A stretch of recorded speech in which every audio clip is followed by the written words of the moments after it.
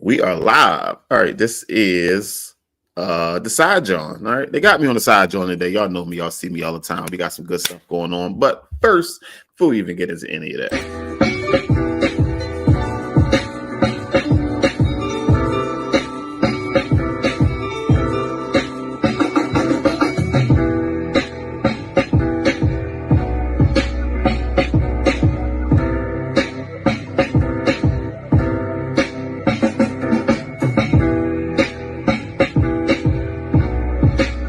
Your favorite rapper of all time. Go! Biggie Smalls is the illest.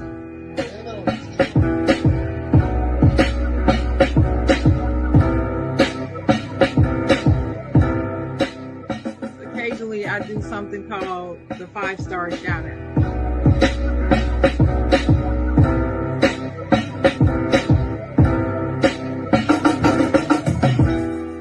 I love to say this line. I'm not gonna say it because I don't believe in it.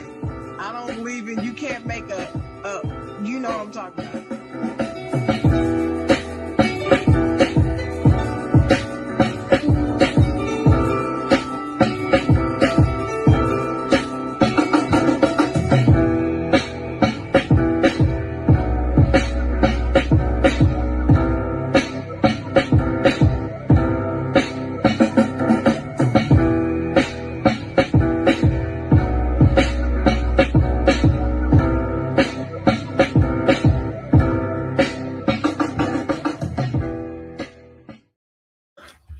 Good morning, good morning, good morning. Welcome to the side, John.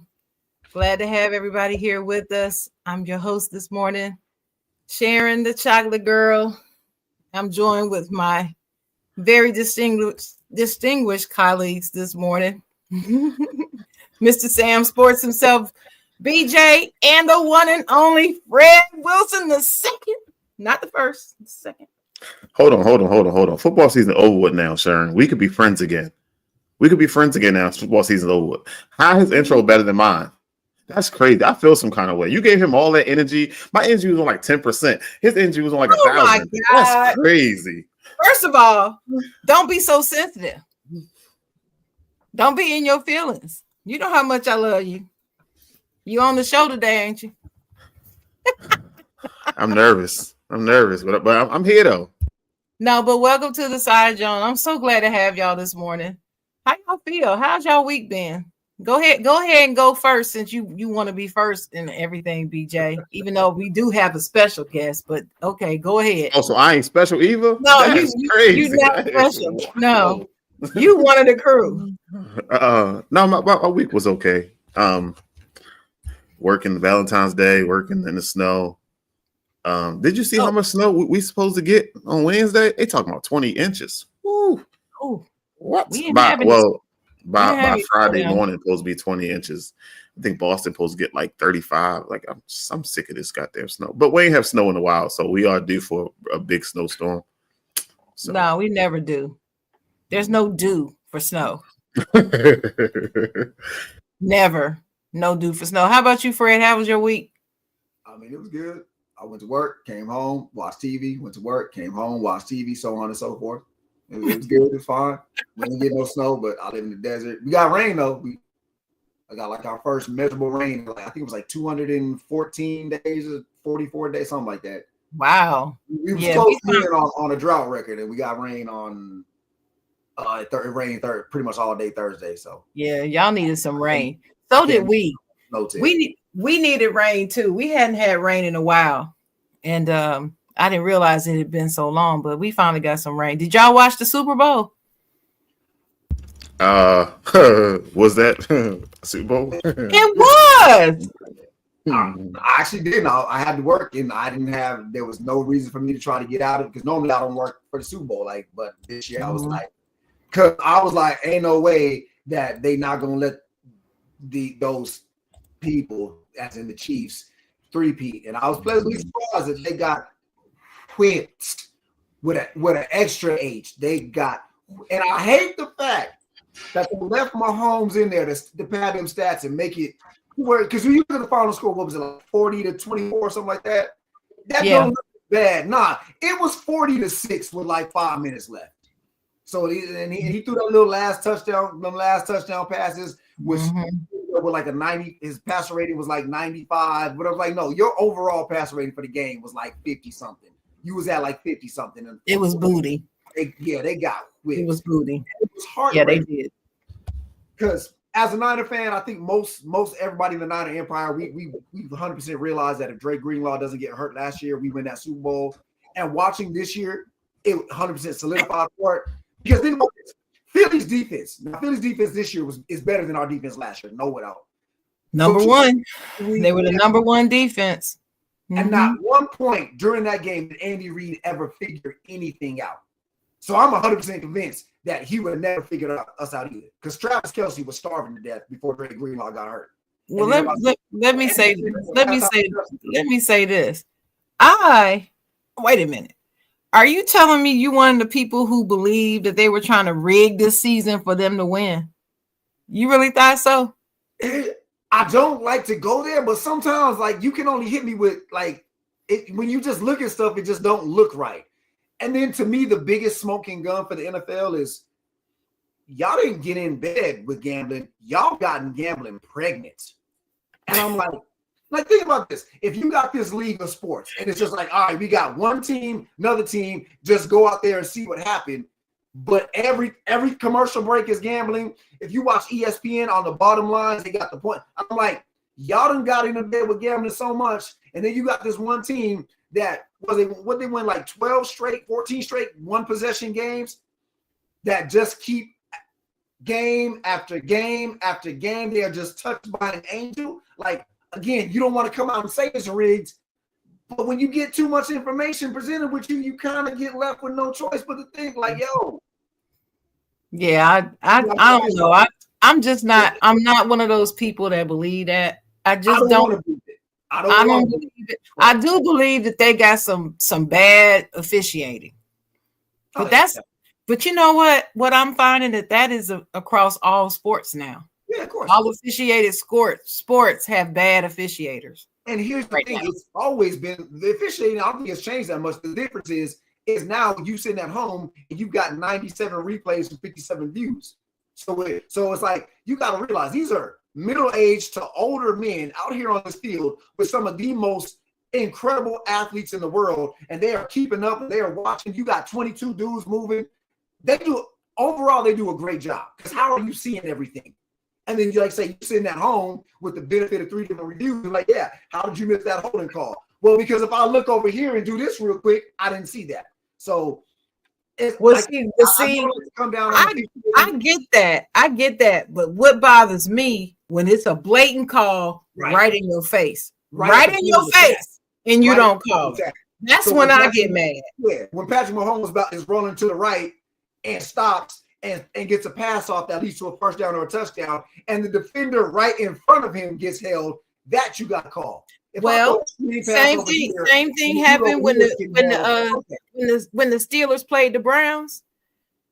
I swear to God, George Pickens pass interference 4 times in a row, right in front of the officiator, right there.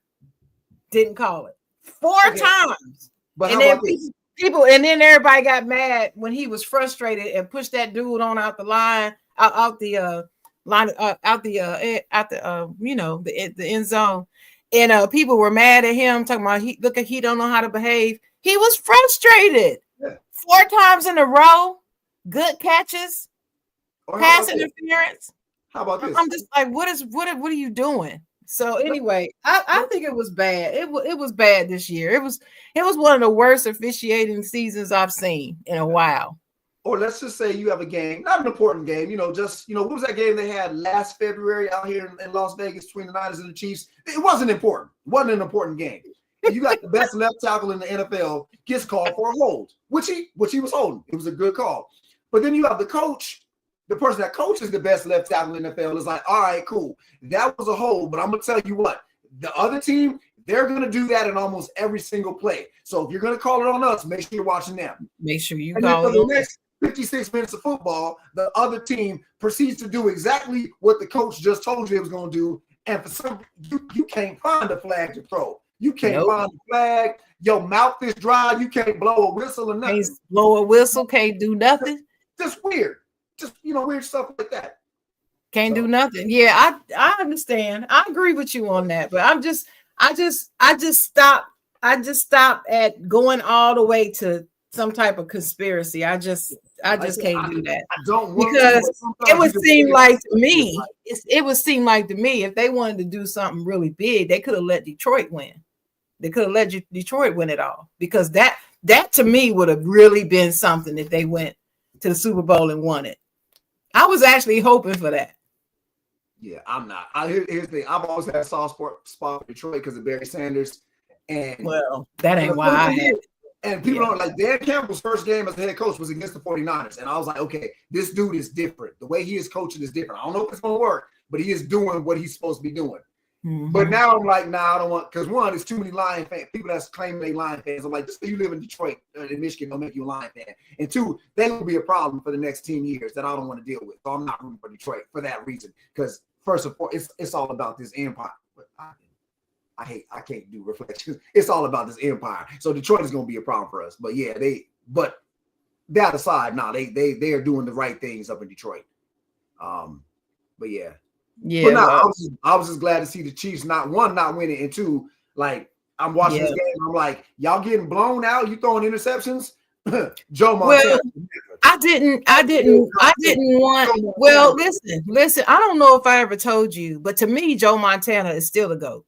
I don't care what anybody says. It's not Tom Brady to me. It's Joe Montana, and I will maintain that until somebody takes him off the throne. But one of the things that I did not like is that, with Patrick Mahomes' success, the first thing I kept hearing was, oh, he better than Joe Montana. I was like, no, he's not. He's just starting out. This was when he was just starting out. They already wanted to crown him.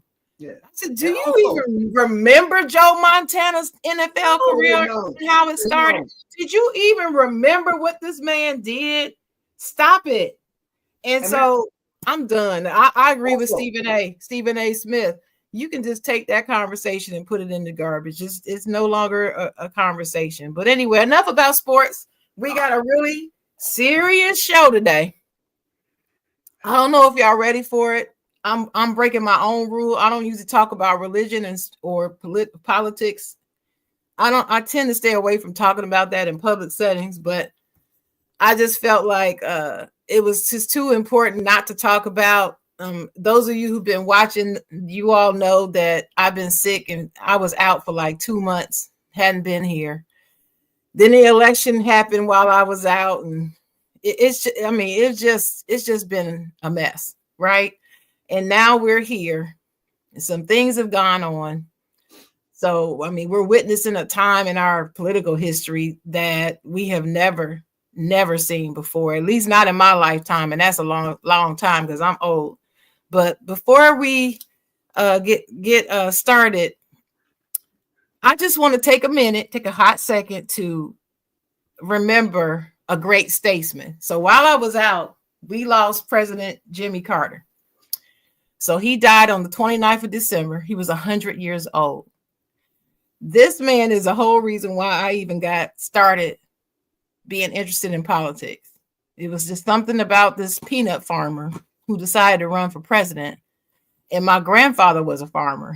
And peanuts was one of the things he used to grow.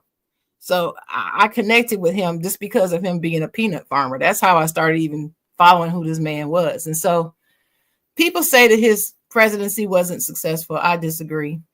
I felt like he was successful. He really tried to be a good man while being president of a country that's kind of corrupt in certain ways, but he tried. And he held on long enough. He was sick. Everybody knew he was in hospice. He was ready to die, but he held on long enough just so he could cast his vote for Vice President Harris for president. And then he, after the election, passed away. So rest in peace to him. Nobel Peace Prize winner. He's the one that had the peace in the Middle East with Egypt and Israel. He brokered that deal. So rest in peace, Jimmy Carter. Job well done.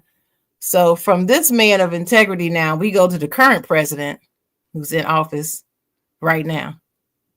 I call him 47 Problems. I don't even want to say his name.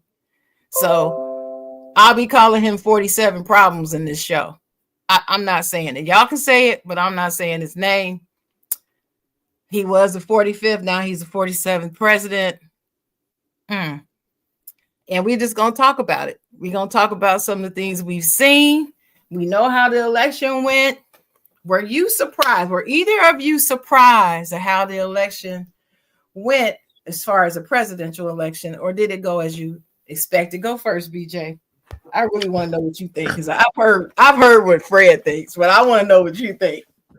So I don't. It wasn't no shocker. I knew he was going to win from when he first announced that he was running. First of all, you let him run with all the charges and the cases, the BS that he did, the stuff that he was suspected of doing, the stuff that we knew he didn't care about, the people we knew he didn't care about, the things he said he was going to. It was just every time he said something, it was like he got bigger and bigger, bigger and bigger, bigger and bigger. And I was like, it don't matter. The only person that's going to beat him is Jesus. No matter who you put on the other side, he was going to clean sweep. Mm-hmm. Why do you think that is? Everybody had their mind made up. Well, so Biden, I don't think Biden held up to his end of the bargain of what he said he was going to do. Biden was getting older. He was falling up and down the steps. He was halfway asleep, sitting around. Everything, it was just all the negativity. You know, the media was just running with the negativity, and it was a lot that it just wasn't doing. And Kamala, she it wasn't no better. It was like they was one and the same, and I just don't think they was ready for. I definitely don't think they was ready for a woman to be in charge. They was digging up dirt like they was out there trying to find a gold mine or something. Like I this world is a crazy place, and sometimes I be on social media too much, and I go to that rabbit hole. And Jonathan always telling me, "Yo, you gotta just cut it off for a while." I'm like, "Yo, these people crazy, yo! Like, what are they talking about?" But it wasn't no shocker to me. It was written in stone that he was going to win, and wasn't nobody going to touch him. He wasn't going to come close to winning. And it was just day by day. My father used to call me all the time and be like, "Oh man, like he said that." It don't matter what he did. It don't matter what he did. No man, he could have gotten a car, rolled over 3 kids, got it there, and said something crazy, and still would have won. Like, it does not matter what he did. He was going to win. Mm-hmm. Did we get out and vote? Yes, we got out and vote. Did we quit? No, we didn't quit. We was fighting. It is what it is. What you got to say about that, Fred? I gotta push back, my man BJ. You're incorrect. Jesus was a dark-skinned, poor immigrant. He would have lost to Trump. and these here, United States of America. Oh yeah, he would have lost to Trump. But no, I 100% agree. Like the problem is, and I don't like Democrats, Republicans, left, right. Is this two-party system is trash, but it's what we have. And the problem is like I'll be looking at the Democrats sometime, and I'm like, why y'all out here trying to play soccer on a basketball court? Do you know what game you're in? Because as we were speaking about off camera, all right, you get rid of Trump. Biden comes in. Biden should have been a one-term president. All right, cool. We need somebody to get this man up out of here. Now that we done got him up out of here, and you see that it's not looking like he is going to be out of here. Like he don't look like he's going to prison. It doesn't look like he's going to be ineligible to run. So if this monster is going to come back, who are we going to send out to fight the monster again? The almost 80-year-old dude that barely won the first time? Probably not. So the Democrats should have put somebody.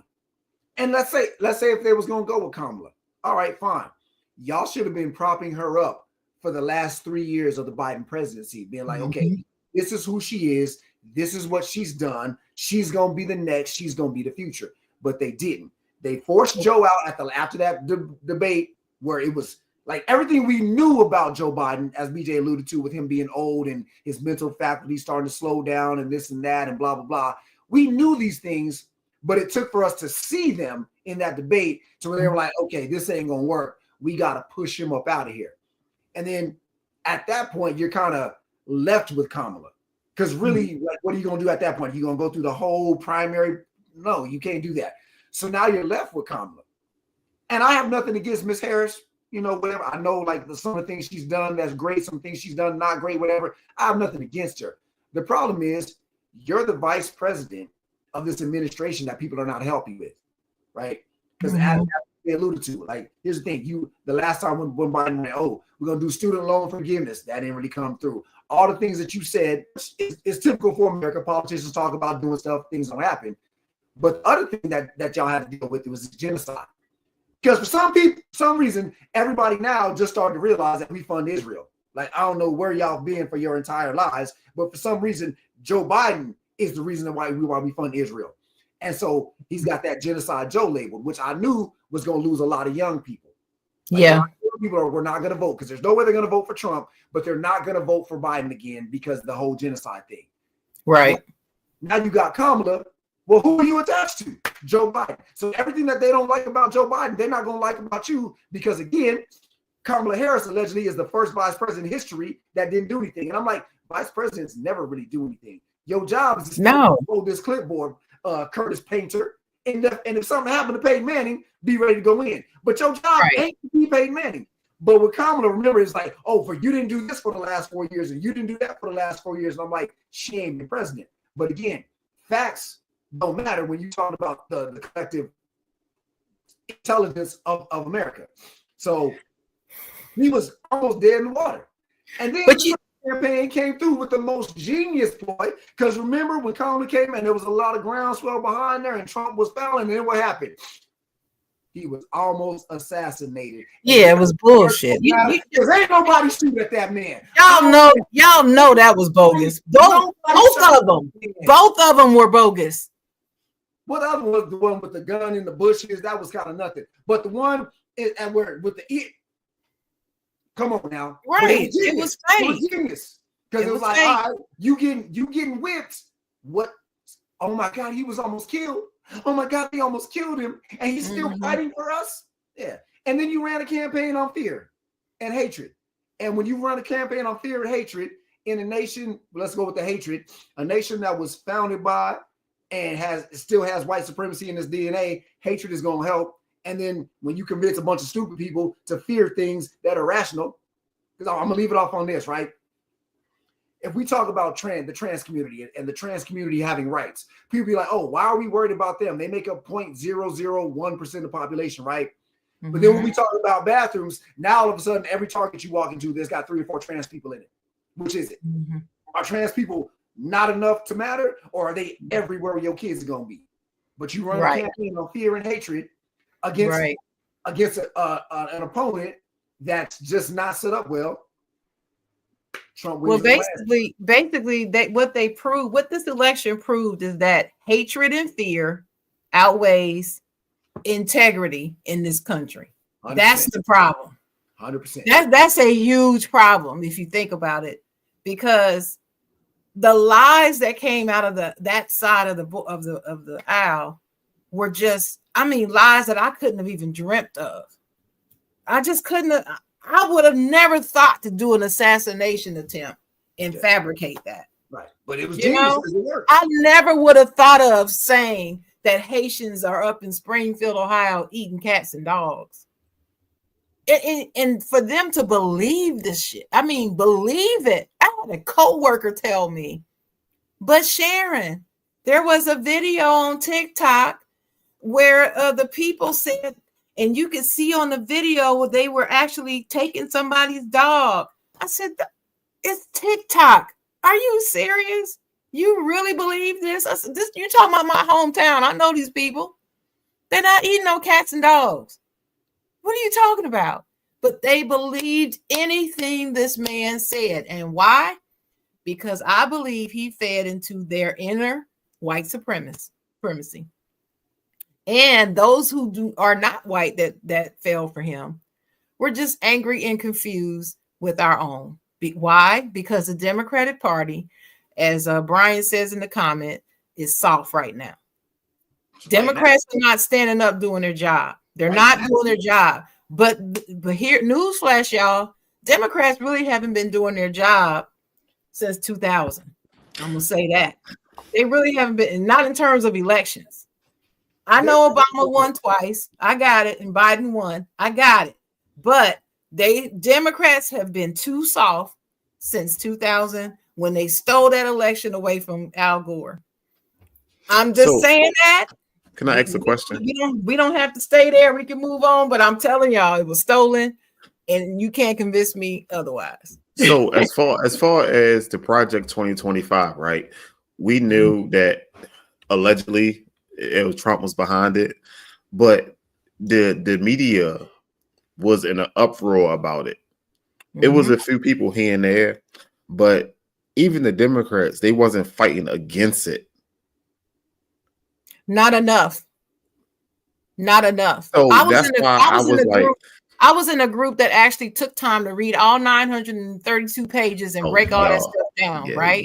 We did it. We took every chapter, went through everything. It was frightening. If you read that thing is frightening as hell. But everything that they've done, word for word, was in that document that nobody would take time and read. And the Democrats didn't do enough of it. They didn't hit it enough in the media. But then his supporters, 47 Problems supporters, all said that it was a lie. He said he didn't know about it, so he didn't know about it. Half of the people who were in his cabinet wrote the damn thing. And you think he honestly didn't have anything to do with it. Right. See, this is what I'm talking about. It's the common sense piece in America that's like gone. No, it's like what happened to common sense and being able to have deductive reasoning and seeing what's reality in front of you versus what this idiot is saying. What happened?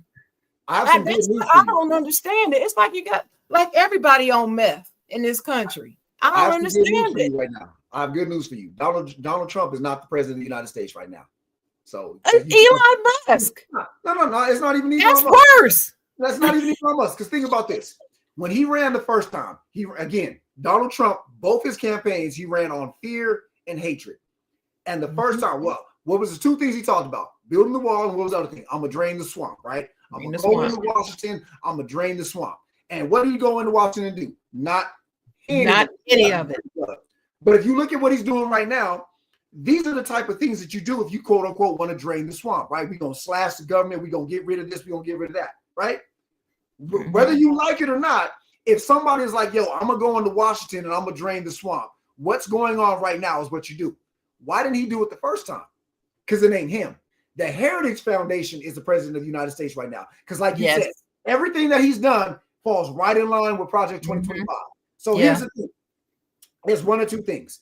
Either Donald Trump is a soon-to-be 80-year-old puppet where the Heritage Foundation is just trotting him out there and having them sign the executive orders they need him to sign, or he is just, again, showing himself to be a completely fraudulent con man because as y'all both mentioned, every single time Project 2025 was brought up, I don't have nothing to do with it. I don't even know what it's about. That has nothing to do with me, blah, blah, blah. But then here you are, and you are literally doing Project 2025. Exactly. So you are, once again, a fraudulent con man, or you are just a puppet. And for the Trump supporters out there, I just want to know which one of those two things sits right with you. That your president has yet again proved, and I say yet again because we already knew this, that he is a fraudulent con man, or that he is a puppet, and the Heritage Foundation is really running this country. They are. They are. They wrote it because he didn't do none of this. It was their brainchild, but they wrote it in conjunction with him. And this is what I don't understand. But let me ask you this next question: are y'all surprised that the Republicans got all three branches of government right now? They've got the Supreme Court, they've got the White House, and the Congress. They got all of it. Is anybody surprised? And what kind of does that strike any fear in your heart at all, or is it just like, oh well, just another day in America? I'm not surprised at all. I didn't know they had all three branches. That part I didn't deep dive into. I didn't really get into politics until Trump ran the first time, I voted every year, but I just voted for whoever was the main person until when Trump was running and a lot of things started not making sense the first time. And I started reading into it. I didn't know what I was getting into. So I didn't vote for Trump. I wrote my own name in there, president. So don't judge me. Listen, I know I'm part of the problem. I definitely wrote my own name in there.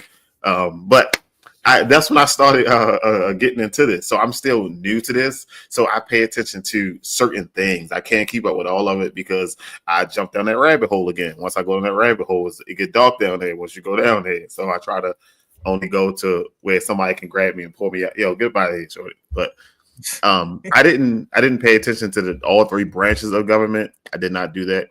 I just been paying attention to your actions and the dominoes that fell from the centerpiece.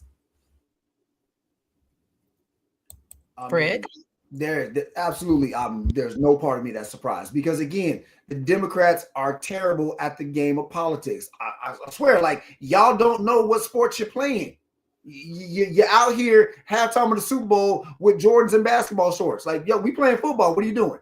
So, and again, if you look at it, left, liberal, those words might as well be new swear words.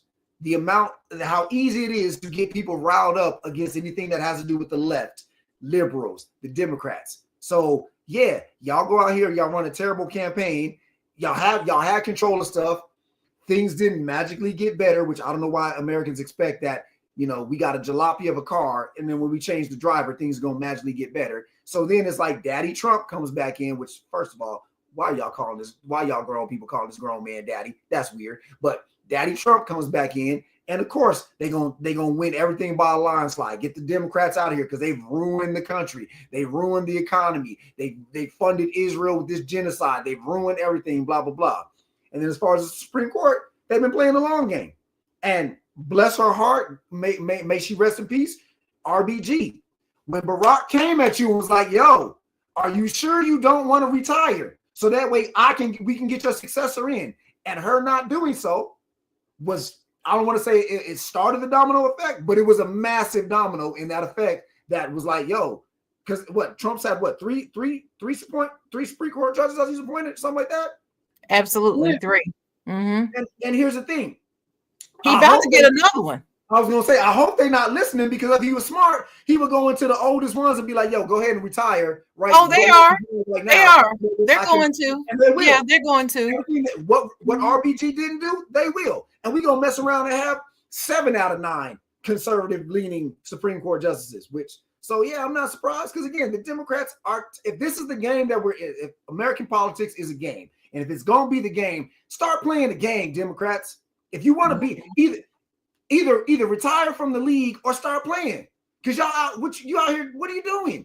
Because case in point right now, who's going to be the Democratic nominee in 4 years? Do we know? We have no clue. Exactly. We have no clue. By the end of 2025, everybody should be able to look and be like, "Yo, that's the person the Democrats going to run." That's the next one. Because that's what y'all should have done last time. When Joe Biden won the election and got the monster out of there, okay, that's going to be a one-term president. Who's going to be the next? So here's the thing. How long are the Democrats going to wait until they give us some and to finish it off?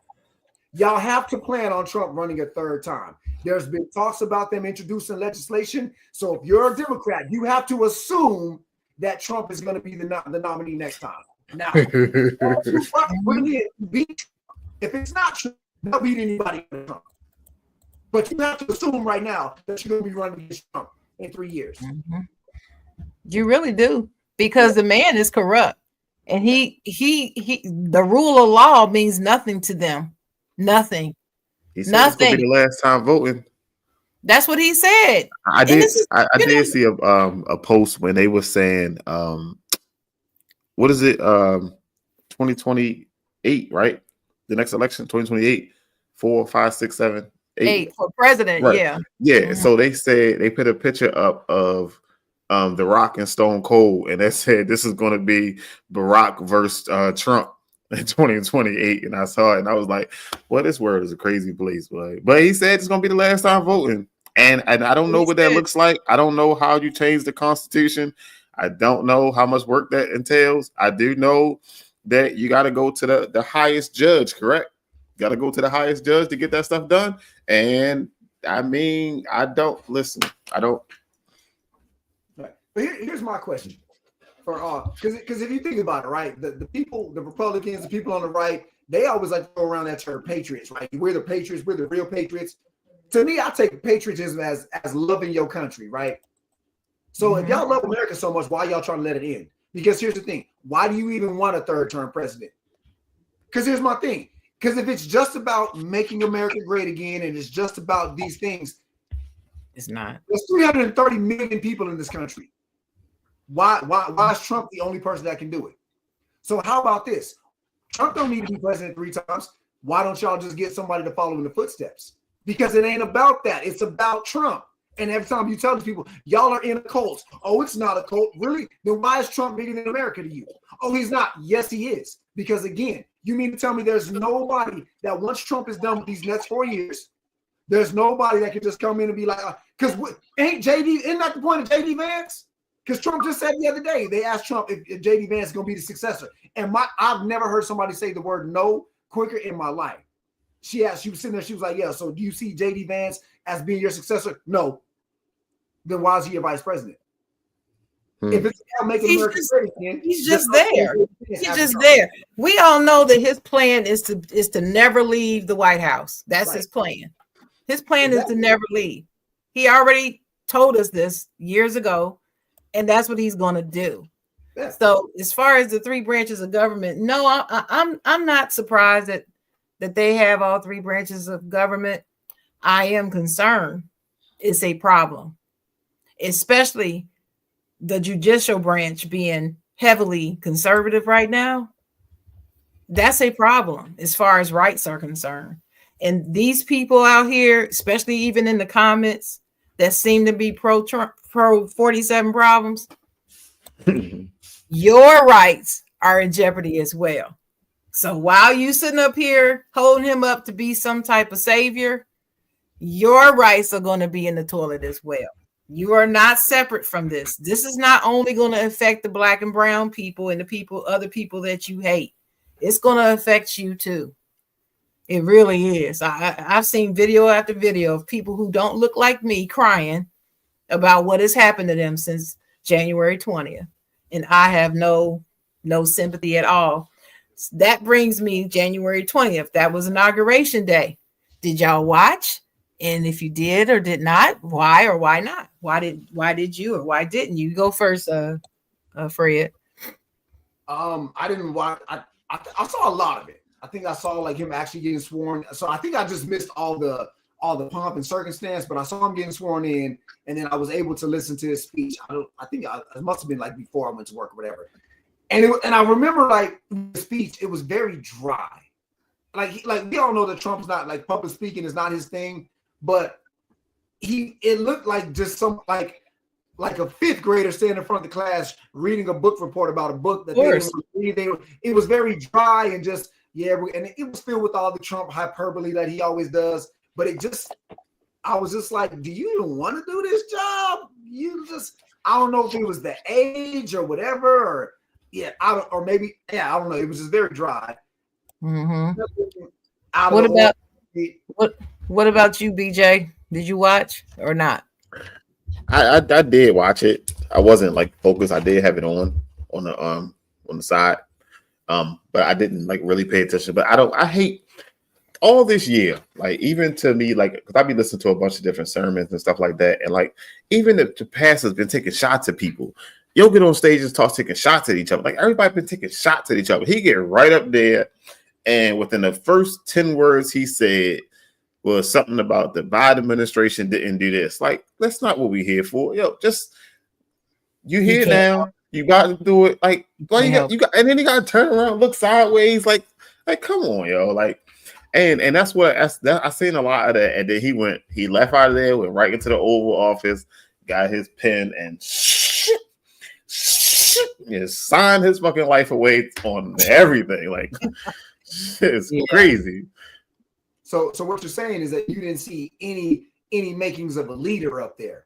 Because to your point, all right, cool. We went through this nasty election process, which elections in the United States always turn to it. But it's like, all right, cool. That's over and done with. Now, whether you like me, whether you voted for me or not, I am your leader now. My job is to get everybody to come together. No. This question, because I know you way more in politics than me. Mm-mm. Have you ever seen a president, any other presidential candidate, Barack, either one of the Bushes, Clinton, Carter, Reagan, both times you get elected, you get a PSA from public? Because remember the first time when Mike Pence went to go see Hamilton and they gave him the PSA, like, look, you the president, y'all won. You were in charge now. You have to lead everybody, not just the people that like you, not just people that voted for you, but everybody, the people you don't disagree with. And then I forget who it was this year, but somebody kind of did. The bishop, the woman, the bishop pastor lady, when she basically the same thing. Like, look, you're the leader now. You need to lead with grace and compassion and think about everybody, not just people you like. Like, I've never seen a situation where both times you get elected, somebody has to give you a PSA to remind you that you are the leader of the American people, not just the Trump cults. Yeah. To answer your question, no, I have never seen this before. Never seen it before. Probably won't see it again.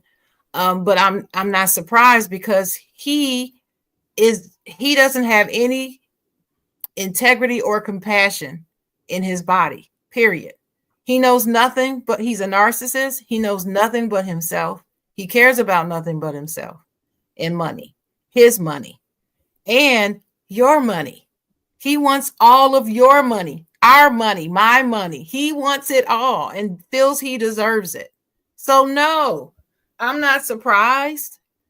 And it just fits his personality and his thought process. I think one of you said something about a fifth grader. That's his capacity. He's not a bright man at all. He's smart in terms of the way he's playing this game, but that's because hours of study of Mein Kampf on his bed table next to his bed every night, reading it. And like someone said in the comments, he's following Hitler's playbook. He definitely is. And it's working. That's why Germany is so pissed with America right now. Yeah. They know firsthand. They're in the streets protesting more than we are about this man.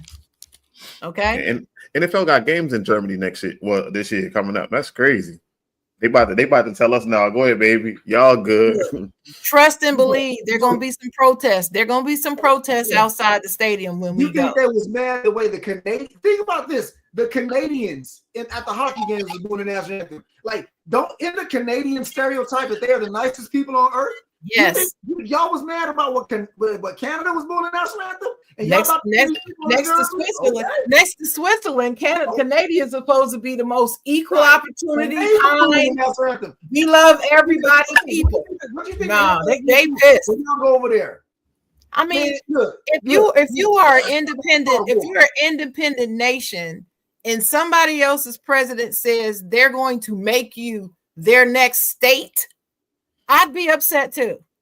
Okay, that's offensive, and it does nothing for political, relations. It's terrible the things that this man is saying and they're doing.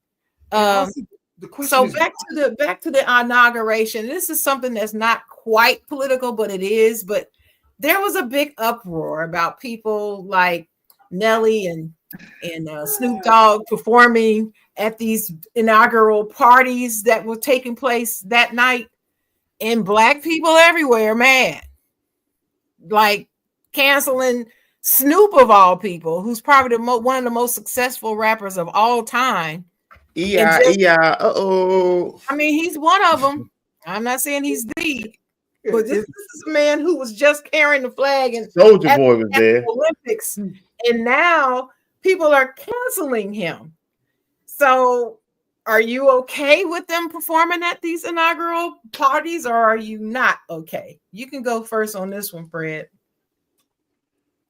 All right, yeah. So as BJ mentioned, Soulja Boy was there. I'm okay with Soulja Boy. Yeah, that was. You can use a check and you can use some exposure. He said they never put the money in my pocket. Nelly got money. Nelly. So when you like somebody, you tend to give them more of a benefit of the doubt. So I like Nelly. And when he was like, look, it's an honor to perform for the president, regardless of who's in the office. So the fact that somebody called me and asked me to perform on that platform, I give a little bit, okay. As far as one Calvin Brodus, I ain't messed with Snoop in a long time. One, I'm not a huge rap fan, and I don't really like West Coast rap. I don't care for the way Snoop raps, but that's neither here nor there. Snoop has bothered me for a long time, and it's funny because I was at work and I was talking to this with one of my white co-workers who was about, I think he said he's about to be 46, 47. So my middle-aged white man, regular, not like Eminem. I grew up around black people, white man. And I was talking to this about him, like the thing that bothers me about Snoop is you see Snoop doing all these things at the Olympics, narrating Animal Planet. And people are like, oh my God, it's hilarious. And I'm like, it's funny because he's ignorant. When you watch Snoop narrating an animal video and he has no idea what animal that is or what they're doing, whatever, he's ignorant. And I don't mean that in a negative way. It's like literally he doesn't know what it is. And it's funny because he's sitting here trying to explain something he doesn't know about. And as I was saying that, my white coworker was like, yeah, it's almost like people are laughing at him and not with him. And I was like, exactly. And the fact is, he got it. And so as a black man, I find that problematic because it's like, okay, you around here and people are essentially, quote unquote, and again, this might be an oversensitivity on my part, laughing at black ignorance, right? Like, oh, look at the dumb black dude, doesn't know it, and it's funny. And I see Snoop out here doing all this stuff, and I'm like, yo, what are you doing? Like, all money ain't good money. So when I found out that Snoop was performing for Donald or at anything associated with Donald Trump, I was not surprised, nor was I disappointed. I was just like, okay, this is just confirmation for what I said. Because there's another thing that's always bothered me about Snoop. I get it. People start from different places. And where you start, you got to do what you got to do, whatever. But I don't know if y'all saw when he was at the ball, because it was the cryptocurrency thing. And he was like, yeah, they brought a real crip to the cryptocurrency. And I'm like, you are a 50-something-year-old man. Why are you still talking about this gang ignorance? That's something that's bothering me about Snoop. Like, okay, if that's where you came from, fine, whatever. You've been a rapper since what? Doggy Style came out like 93. You done did all these things. And then you got the Snoop Football League, which he always gets praised for. You got your football league, you do all these great things with these young men. We got to keep these young men from going down the wrong path. Specifically speaking about Southern California, if you're a young black man, what's the wrong path usually? Gang life. So exactly. Your mouth, you talking about we got to get these young men on the right path. On this side of the mouth, you still out here promoting the wrong path. So I ain't messed with Snoop in a minute. So I'm ecstatic that Snoop went out there and showed a lot of people who he actually is. Mr. I would do anything for a check because I don't care. And I'm glad that everybody that's turned on him has turned on him, because you made that video in 2018, 2017, talk about Coons and who's going to be the first person. You apparently. Yeah, that didn't age well. What you think, BJ? So can I ask the question in a different way? Sure. If you've been on Twitter lately, maybe the last 5-6 months, all the top page, I'm sorry, not Twitter, Instagram, all the top pages, right? Is this page I watch called Car Crashes, and the people just be doing stupid, so they run red light. Even some of the TikTok celebrities, because that's what I call them, like the comedians that be cracking jokes or doing their little skits, things like that. They got these moments when they pit up the naked girls for 6 hours or 12 hours, and they get what $5,000 or $10,000 for pitting that for 12 hours. You know what I mean? So let's say take Sam Sports, and I done built this page, got all these followers that come to me for sports, and then one day you open up and Becky on there shaking her behind with her drawers off, pulling her drawers off, and then shaking her behind. Now the video is all of 7 seconds long. I got $10,000 for posting this video, and all I gotta do is keep it up here for 12 hours. Do you take the bag? Is everything you done? Can that be overlooked? If something just happened with the Steelers, Pickens, and you come to my page to find out about Pickens, and then boom, Becky on there twerking like I don't know what, but I got $10,000. I only got to keep this up here for 6 hours. The comments be like, man, what did I open up, man? What's going on? Hey, what's up with you? Like, you know what I mean? So Everybody's priorities are different. Me and June had this conversation the other day. I said, June, I don't know, yo. Like, I don't know if I would do that. Like, I don't know. Like, you built this page, and then you're going to sacrifice everything. Like, granted, you might only lose 100 followers. Granted, from that one video, you might get 200 followers. You know what I mean? From people to come see whatever's next. So, what you built to what you get, where your priorities lie at. Like Soulja Boy said, the other people ain't never put no money in my pocket. He ain't saying they never put no money in my pocket. Nelly said it's an honor to do this in front of whoever is president. So is as long as they can sleep at night, I ain't hating on you getting your money. I ain't hating on you getting out there. You know what I mean? But I do understand all aspects of how you look at it. Mm-hmm. Well, let me tell you, for me, I'm not a big counselor anyway. I'm just not big on counseling folks, especially not in my own community. I'm just not. But I'm all for canceling them blatant racists out here. Yeah, I'm for canceling them, getting them fired and everything. I'm all for that. But I'm not for counseling people based upon a decision that they made, a financial decision they made for them. I can say I couldn't have done it. I don't care how much. There's no amount of money that you could pay me to do anything like that. In your case, BJ, the example about the naked booty shaking woman, it's all about your values and your integrity. Mm-hmm. That's what it comes down to me. Because if I'm doing a sports page and you come to me and tell me, if you put this naked ass woman up here for 6 hours or 12 hours, and we'll give you $10,000 or whatever, I'm not doing it. No matter how badly I need $10,000, because to me that's the exploitation of women. I'm a woman. What I look like putting that up there for some money? I'm not doing that. See? So that's where I'm at with this. When I first heard about who people were canceling, it was problematic for me. I like all three of those artists. I like Soulja Boy. I like Nelly. Love Snoop. Been feeling Snoop ever since his first video. Rick Ross was there too. Who? Rick Ross. Yeah, Rick Ross. I mean, Biggest boss. Hustling. I still sing that rap at karaoke. I rap that song at karaoke all the time. I still love Rick Ross, but I'm not canceling them. I haven't gotten rid of my R. Kelly collection of CDs either. I'm just not doing it. Okay? What they do in their private life, that's the private life. But as far as entertainers, they're entertainers to me. I still listen to Chrisette Michele. She been blackballed 8 years. It's ridiculous. The woman can't even make money singing because she performed at the inauguration of the Fool the first time. And I always felt like that was wrong. I understand people's argument as to why you shouldn't do it. And yeah, you look like a coon. I don't even like that word. I don't even usually utter that word in public. Will not, but I just did. Just for the sake of this conversation. I just really can't get with that. You know, it's Snoop. If this was some other unknown rapper, maybe I could be more upset about it, but I don't know. And like you were saying, you're a Nelly fan. I'm a big Nelly fan too. I mean, Midwest. He's from St. Louis, so hey. But I couldn't have done it, and I don't care how much money they offered me.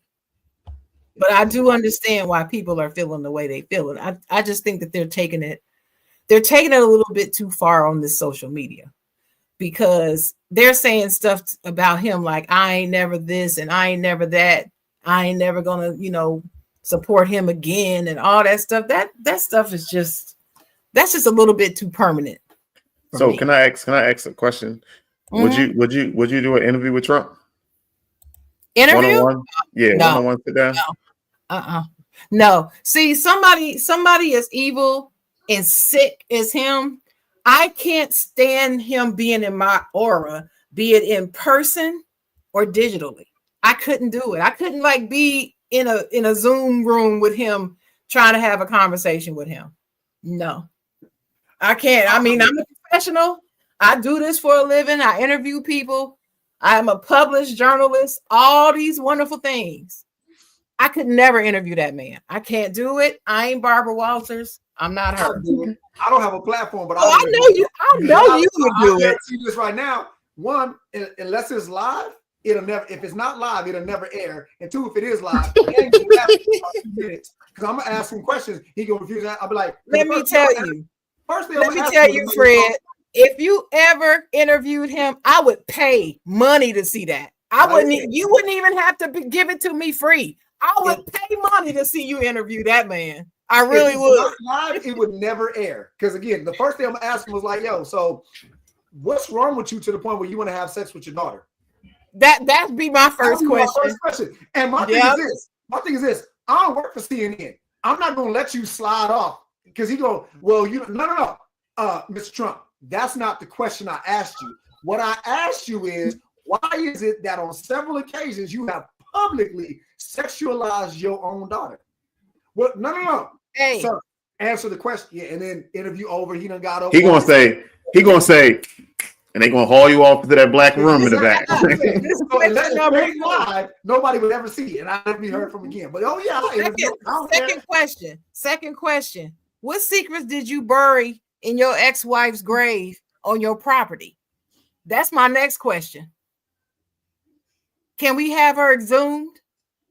Actually, all jokes aside, the first question I've asked him, Donald Trump, do you believe that you are a con man? That would be legitimately my first serious question. And then I would just go from there. Because I'm like, we've all known you were a con man since like at least the 80s. And that's why you've been president twice, because you identified the people in this country. You found out what their fears were and who they hate, and you've played them like a fiddle.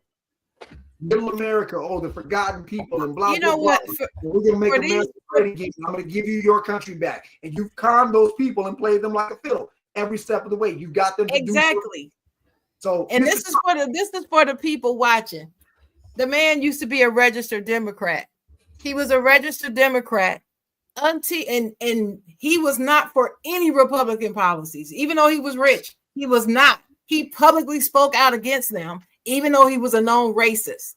He was a registered Democrat and a racist because the man has no knowledge of what it means to be a Democrat. He didn't know what the difference in the party was, really. He really did not. He just was registered that way, just the mental capacity of a sixth grader, like you said earlier. But then when the NFL owners would not allow him to buy a team, that's when he switched to Republican and said, I'm going to run for president and I'm going to tear this shit up. And that's exactly what he's done. Because he knew Democrats would not, at that point, he knew Democrats wouldn't vote for his ass. So he had to go Republican because they so dumb. He could shoot somebody on 42nd Street in the middle of the square and they still would vote for him. And he was right. Go ahead, Fred. You just remind me of this question that I've been asking for about 10 years now that I haven't gotten a good answer to. And this is for you two specifically, and then for everybody out there in the comments. So again, when Trump first decided to run for president, he's going to drain the swamp, right? The government is, we got to get these people out of here. So think about Ross Perot. My question, I've known who Donald Trump was since the early 80s. Donald Trump has name recognition. Everybody in America knew who Donald Trump was back in 2015. Donald Trump was allegedly a billionaire, and if not a billionaire, close enough to it back in 2015. So my question is, if you have name recognition and you have enough money to begin a campaign, you can start funding a campaign until you get sponsors and donors. Why are you on a big name ticket in the first place? If you're going to drain the swamp, why would you join the swamp? So my question is, why is Donald Trump didn't run as an independent? Why did you join one of two teams that you have to get rid of? And I'm just still waiting for a good answer for that. Because if because he had to join one of those teams in order to win, so he can do it. But he still didn't do it. But my question is, why did he have to join? Because he wants power. Money. Let me tell you why. Because that's the only way he knew he could get power. This was all orchestrated way back then. And it all started with the whole birtherism stuff. The birtherism argument, that was his test case. That was his focus group when he started doing the birtherism. He did that, and they studied what happened. How did the nation respond when he kept questioning Obama's birth and all of that and his citizenship? And they studied it. Oh, okay. I can say this and I can say that. Hold on. Let me go back to the beginning. Okay. So my question is for Trump supporters. Let me put it. Oh, I understand that. Because you know what time it is. But for y'all Trump supporters that believe that Trump is an outsider and he's there to drain the swamp. Right. My question is, if you got a swamp and half the swamp is Democrat and half the swamp is Republican, and somebody's going there to drain the whole swamp, why would they drain half the swamp? So my question is you. My question is for Trump supporters. I got it. I got it. They can't answer that. Exactly. Because they can't. Listen, Fred, 9 times out of the 10, the questions that you ask them, they cannot answer.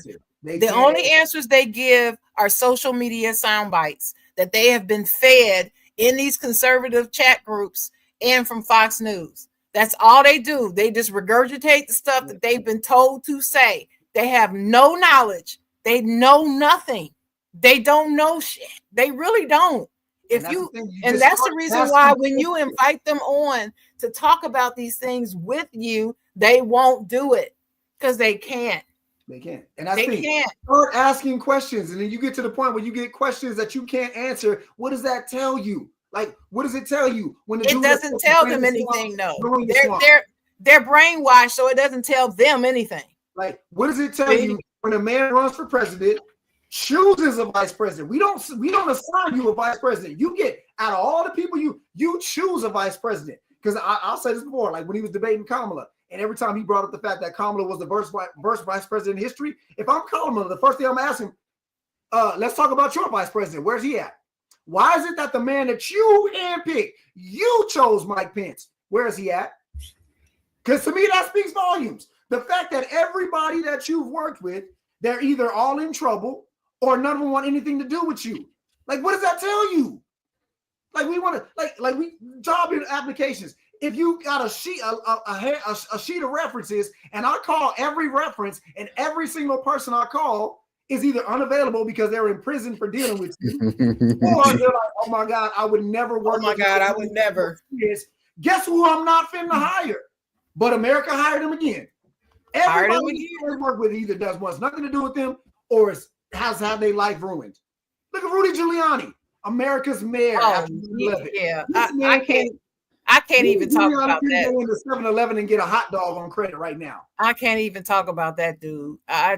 He's a sick man. But anyway, I didn't watch the inauguration.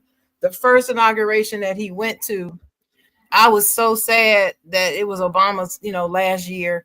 I watched the beginning. I watched when they were showing the Obamas at the White House for the last time. And then I watched them drive to the inauguration. I watched them and the Bidens get introduced and come into the thing there for the inauguration. And then I watched as they went off to the Air Force Two to get on the helicopter to leave. And I didn't turn it back on after that. That was the first one. The second inauguration, I didn't watch at all. Not 1 second. And I'll tell you this too. His first term, I never watched any press conferences or any speech, nothing. I read about it, but I cannot sit through something and listen to his voice. His voice, just hearing him talk makes me want to throw up. And I'm still that way now. I refuse to listen to him. I watch with the sound off and look at the subtitles, or whatever you want to call them, but I will not listen to him because I can't stand to hear him talk.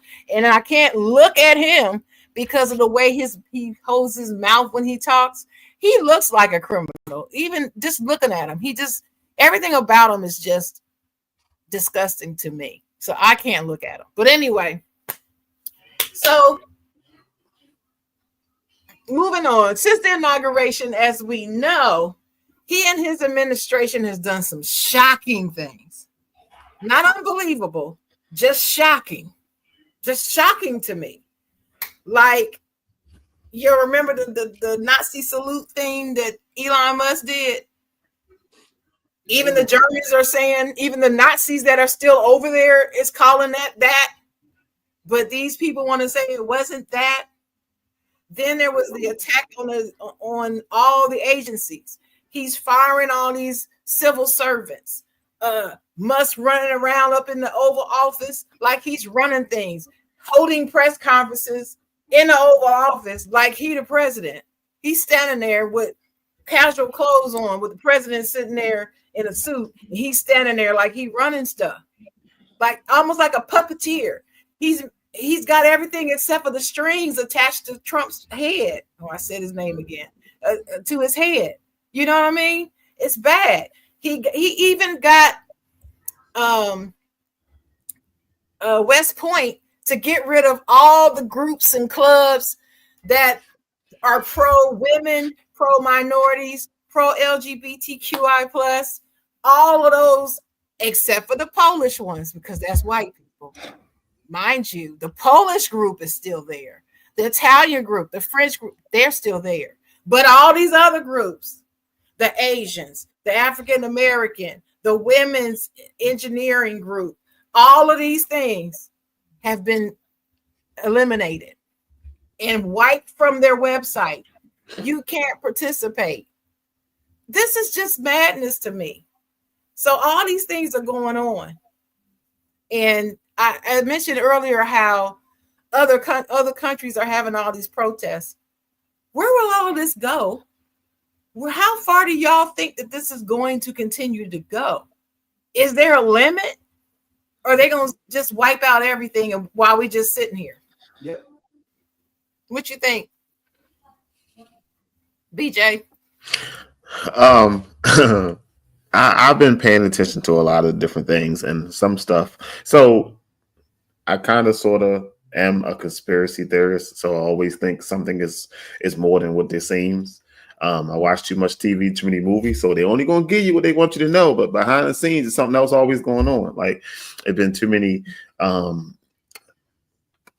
planes going down, malfunctions, people getting loss of jobs here, loss of jobs there. This not working, that's not working. The price of this going, it's been a lot of stuff I've been paying attention to. So, the last thing I seen was he banned Associated Press from coming in the Oval Office and getting interviews and whatnot. Like 2 years ago, I think he banned the Associated Press because they wouldn't do something that he wanted them to do. Because they refused to call it the Gulf of America. Yeah, that bullshit. Like, he wouldn't call it the Gulf of America. That shit, like, it's just idiotic. Some stuff just don't make sense to me. It's madness. This is the things of a madman. These are the behaviors of a madman. Seriously. Yeah. Alphabets just showed up. America. Oh yeah, he was. They had some issues out there. It was an earthquake. It was an earthquake. I'm glad he's all right. Hold on. Now I gotta adjust it. All right. Hey, what's going on? There he is. Hey, Marcus. Glad you could join us. What's going on, y'all? I hope y'all know I would never leave y'all hanging. I felt the tremor. I live on the outskirts of town, and it knocked out power where I live out in the boonies, so I'd never leave you hanging. Sharon, we've been. I know. We've been talking about this for a minute, but I'm here. I'm sitting over here. I'm like, what the hell? I ain't never been. I've been in one earthquake before when I was in Afghanistan. But how's everybody doing this morning? We doing great. Yes, sir. BJ was giving his answer about the madness we have been experiencing since Inauguration Day. But BJ, what were you saying? But at the same time, because I know we are an hour in, right? And this hour in, we have been talking about all the things that we don't like that his administration has done. So it is some things also that he's done that I'll be like, all right, sure, that makes sense. It's gonna be insensitive as shit, but making it two sexes is male and female. That's about the only thing off the jump I can agree. Oh, so I see that he also like the Section 8 thing that is not going to be is not a long-term thing. So now he putting a limit on only people that's in Section 8 that have been living there for like 40 years now. Like, yeah, your time is almost up. I seen about the child support as well. If the man is paying child support, or whatever parent is paying child support, they get to claim the kid on the taxes. But I didn't see the deep dive into that. I only saw the headline story. So I did try to Google it, but a lot of information didn't pop up. And then it only popped up for that 1 hour or two, and then nobody else spoke about it again. So I can't really say that, you know what I mean, how far that's going to go. But 80%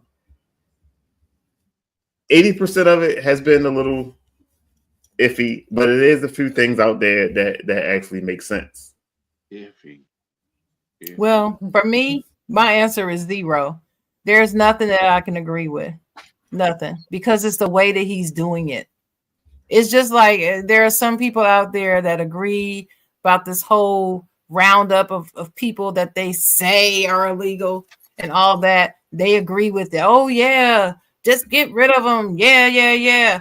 The problem is the way that they're going about it is very racist. They're looking at people who just speak Spanish and have skin that's dark and they look like Mexican, but they're not going over to the neighborhoods full of illegal South Africans or illegal European people in this country. They're not going in their neighborhoods. ICE isn't going over there. So for me, I can't agree because they're not doing it ethically.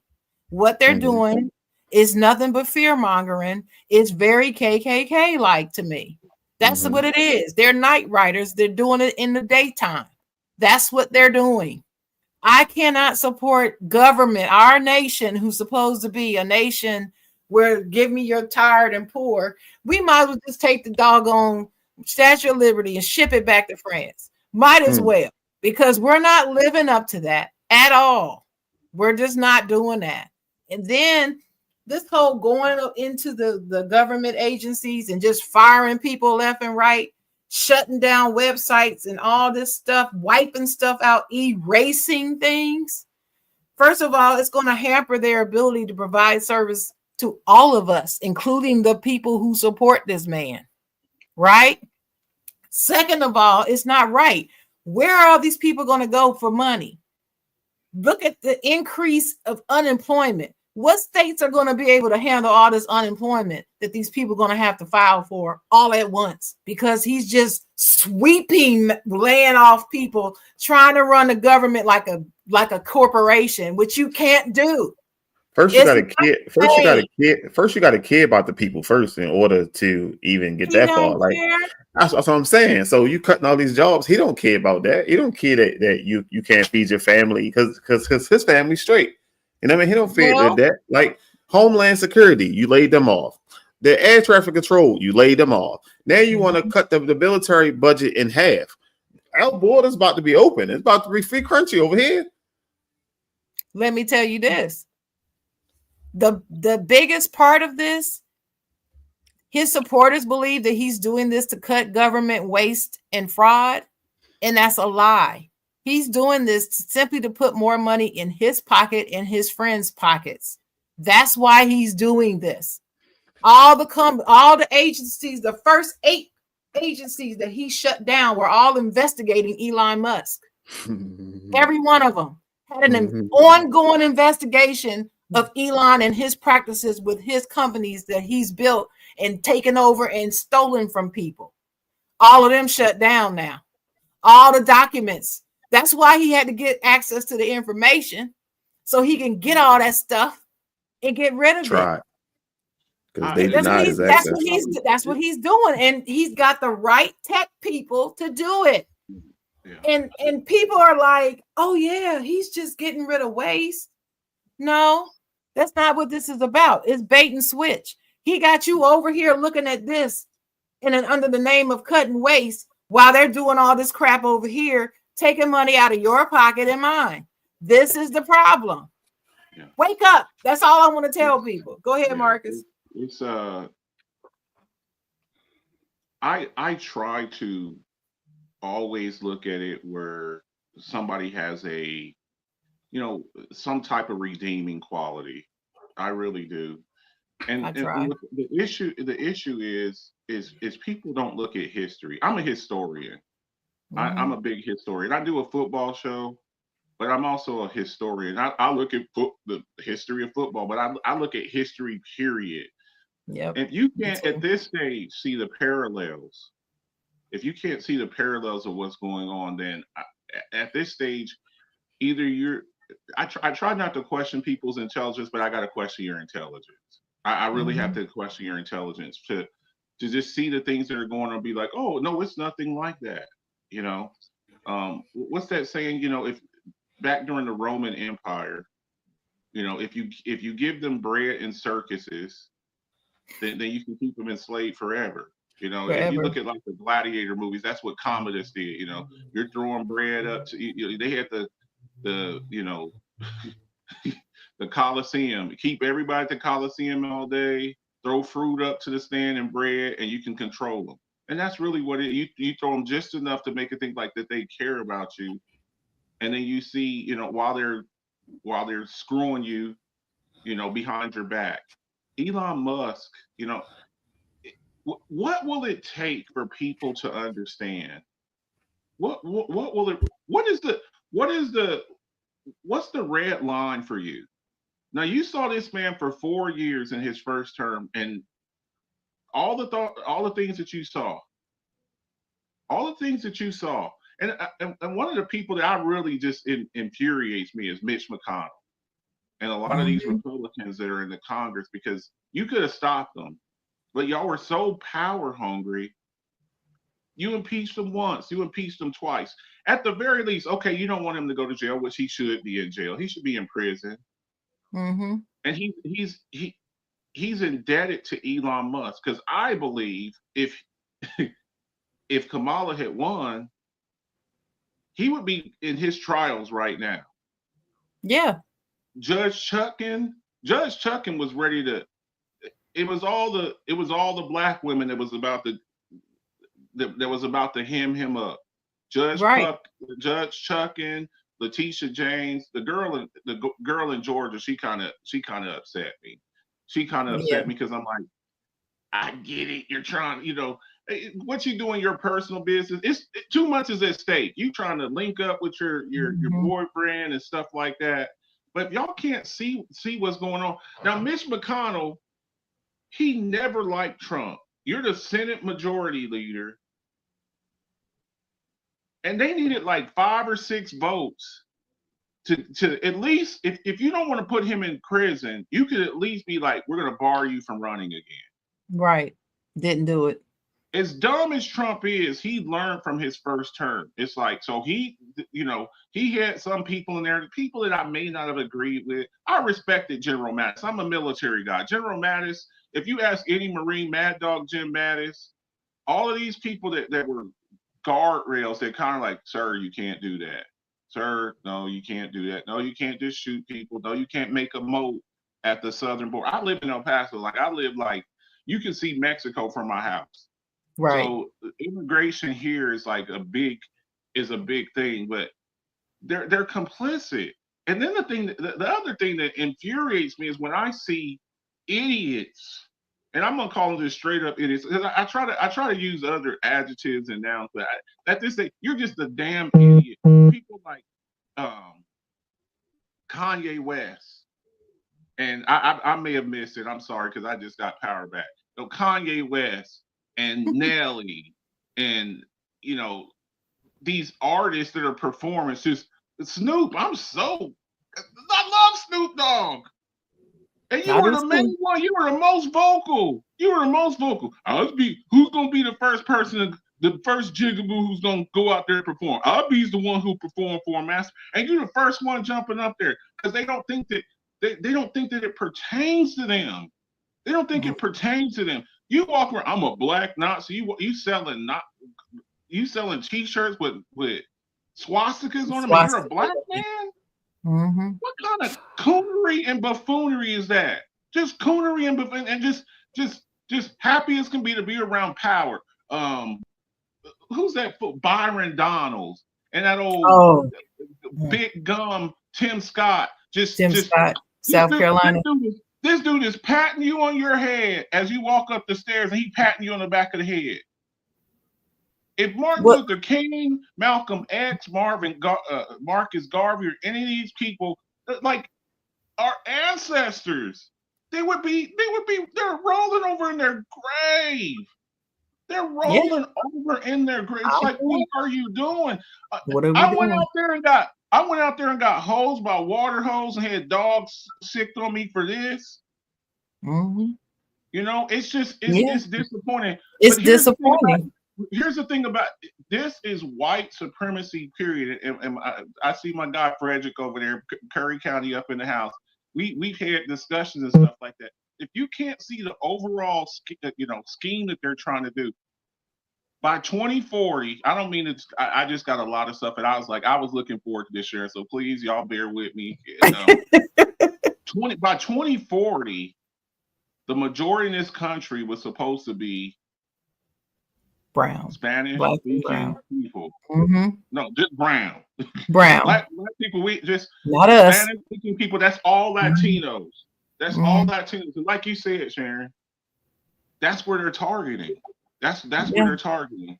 That's where they're targeting. They're not going to get the Greenland, people from Norwegian or his wives. His wife Melania, who looks like a Bond girl, you talking about anchor babies. Barron Trump is the biggest.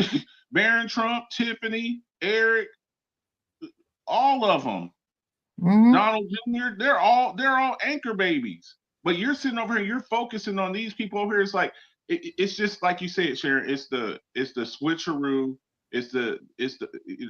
It's sad, and people you voted against your own interests.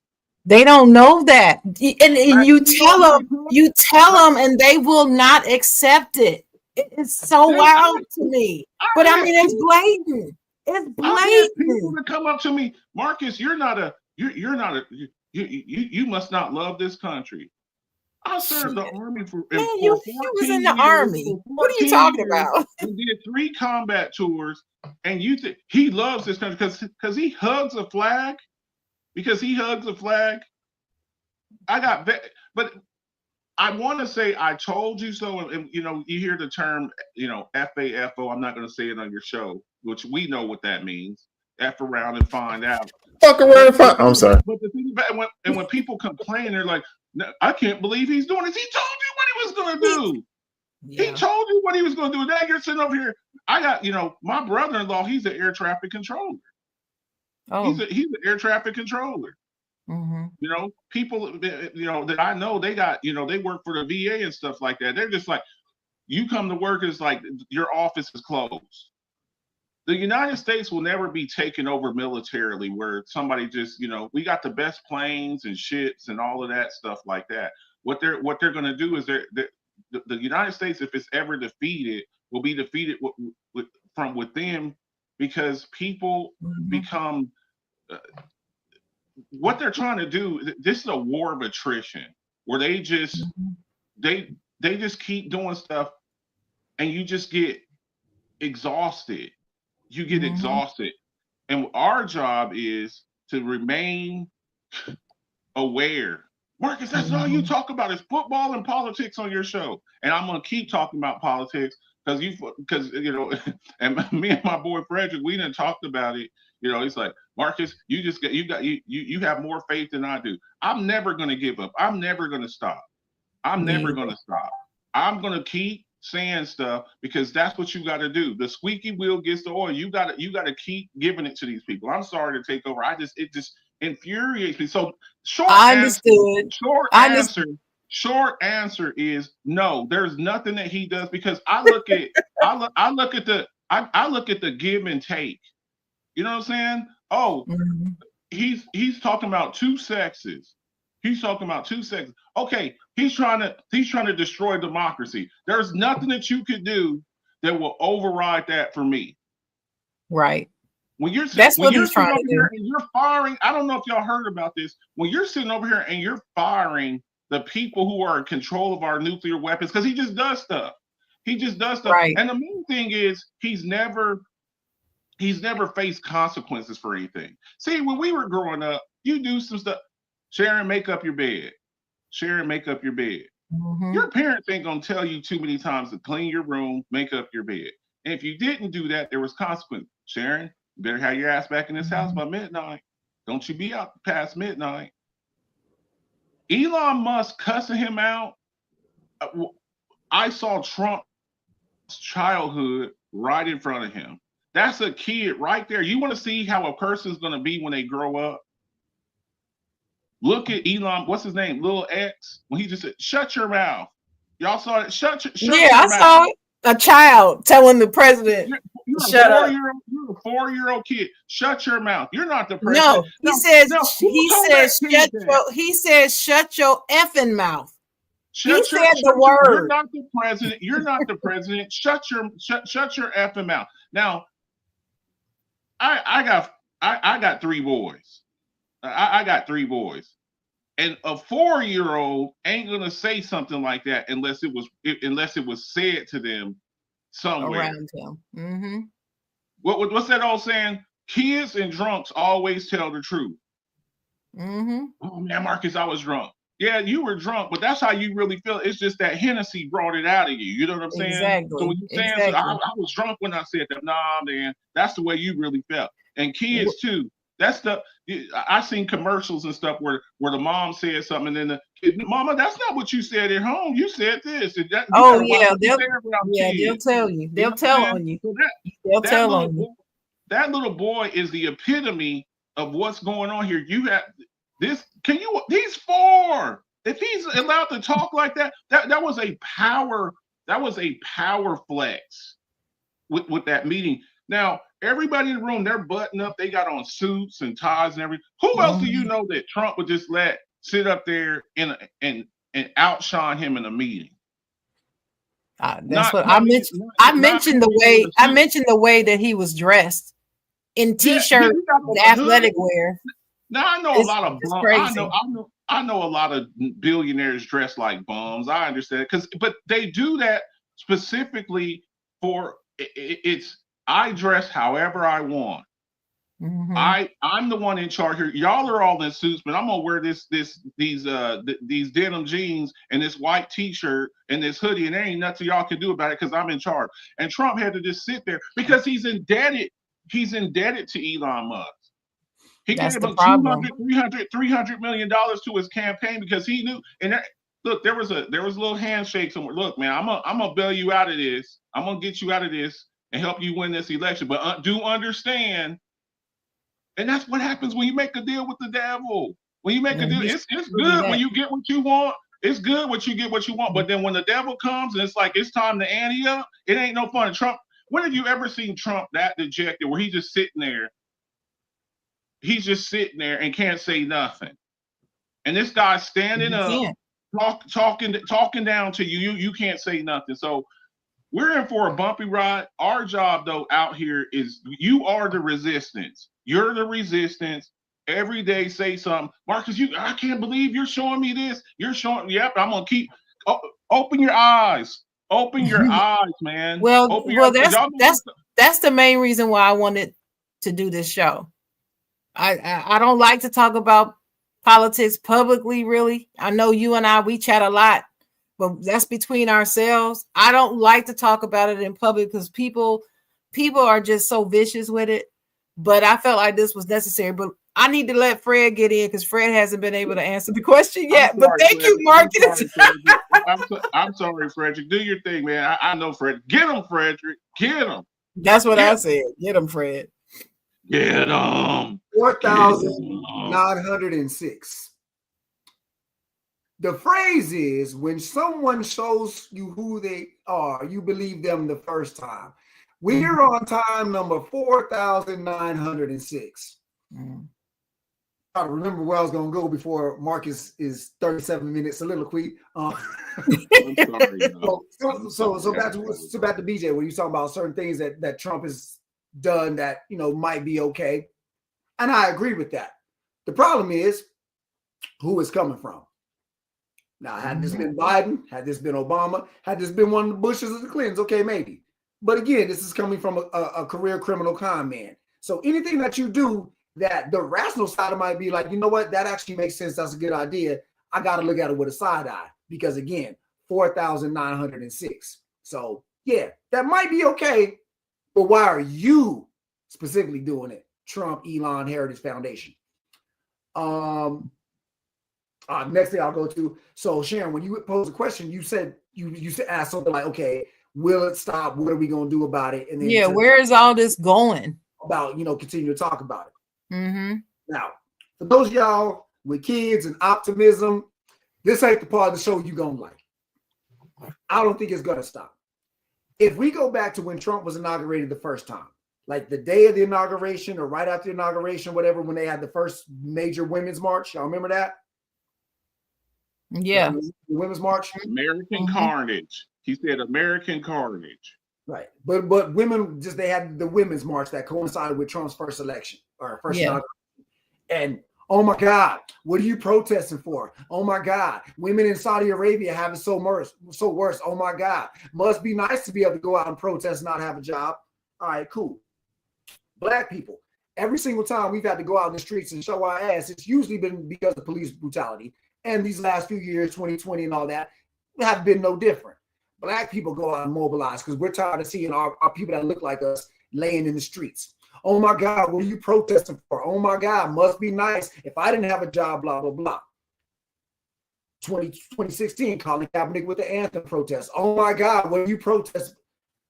I say this to say is that I realize that we are a nation full of cowards because I'm asking, okay, you don't think that women have anything to protest about. You don't see the problems. Okay, fine. You don't think Black people and people of color have anything to protest about. You don't see the problems. Okay, fine. But the way you speak about the active protest, because, okay, these issues don't affect you. You don't see the problem. But something's going to come up where you're going to see the problem. What is it going to take for you to get up off your ass for your behalf? And I've seen it twice. Now, I can't prove it, but we all know it. From the people that had so much to say about women, the people that had so much to say about people of color, I've seen those people get up off their asses twice.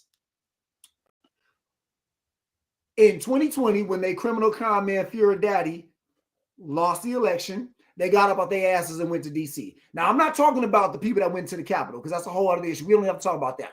But the fact that Trump Nation, MAGA military, Team Tangerine, went to D.C. to stop the steal.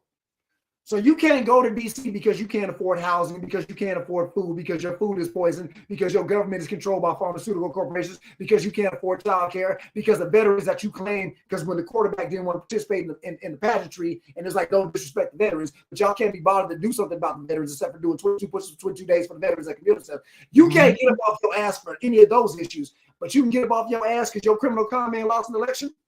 And then the second time was in 2020 during COVID when they told you put a mask on, and you got and the people I know, Michigan specifically, they went up to the state buildings and everything like that, was protesting.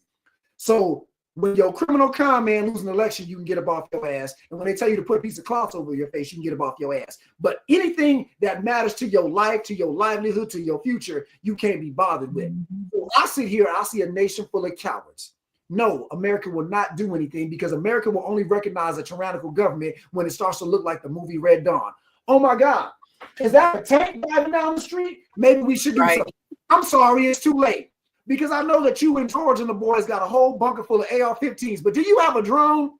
Because they got drones. So by that time, it's too late. So to your question, Sharon, I don't see anybody standing up and stopping this, and a lot of things that Marcus alluded to, like history. What was the quote in World War II when they came from the Polish people? I didn't say anything because I wasn't Polish. Then they came for these people and say, and then when they came for me, there was nobody left. Yeah, that's nobody left to speak for me. And then Marcus touched on it, and I'm gonna feel it up like as if I was Trump at a Miss Teen USA pageant. It's white supremacy, and I will die on this hill until somebody gives me another reason. Because y'all have all talked about all the things that Trump said he can done. I think Sharon and Marcus, y'all both mentioned it. I could kill somebody in 45th Avenue, nobody do anything. Because as I said earlier, he's a con man. He identified the suckers. the people in middle America. I don't think people in this nation know exactly how much of this country is still all white communities. You go to all these flyover states that they talk about, Iowa, Nebraska, all these places where it's just little town after little town after little town of all white people. And they're not necessarily bad people. They just don't know anything about anything. They don't know anything about Hispanic people because they've never been around them. They don't know anything about black people. They've never been around us, Asian people, gay people, whatever. All they know is what they see. And America has done a great job of unleashing propaganda campaigns against anybody who is not straight, white, Christian, and male.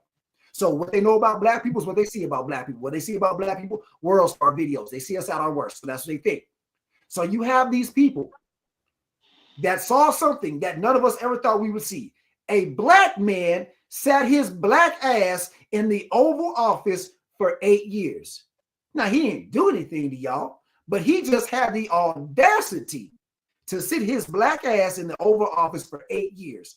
You factor that in with now Oscar So White and everything that's going on, all these groups.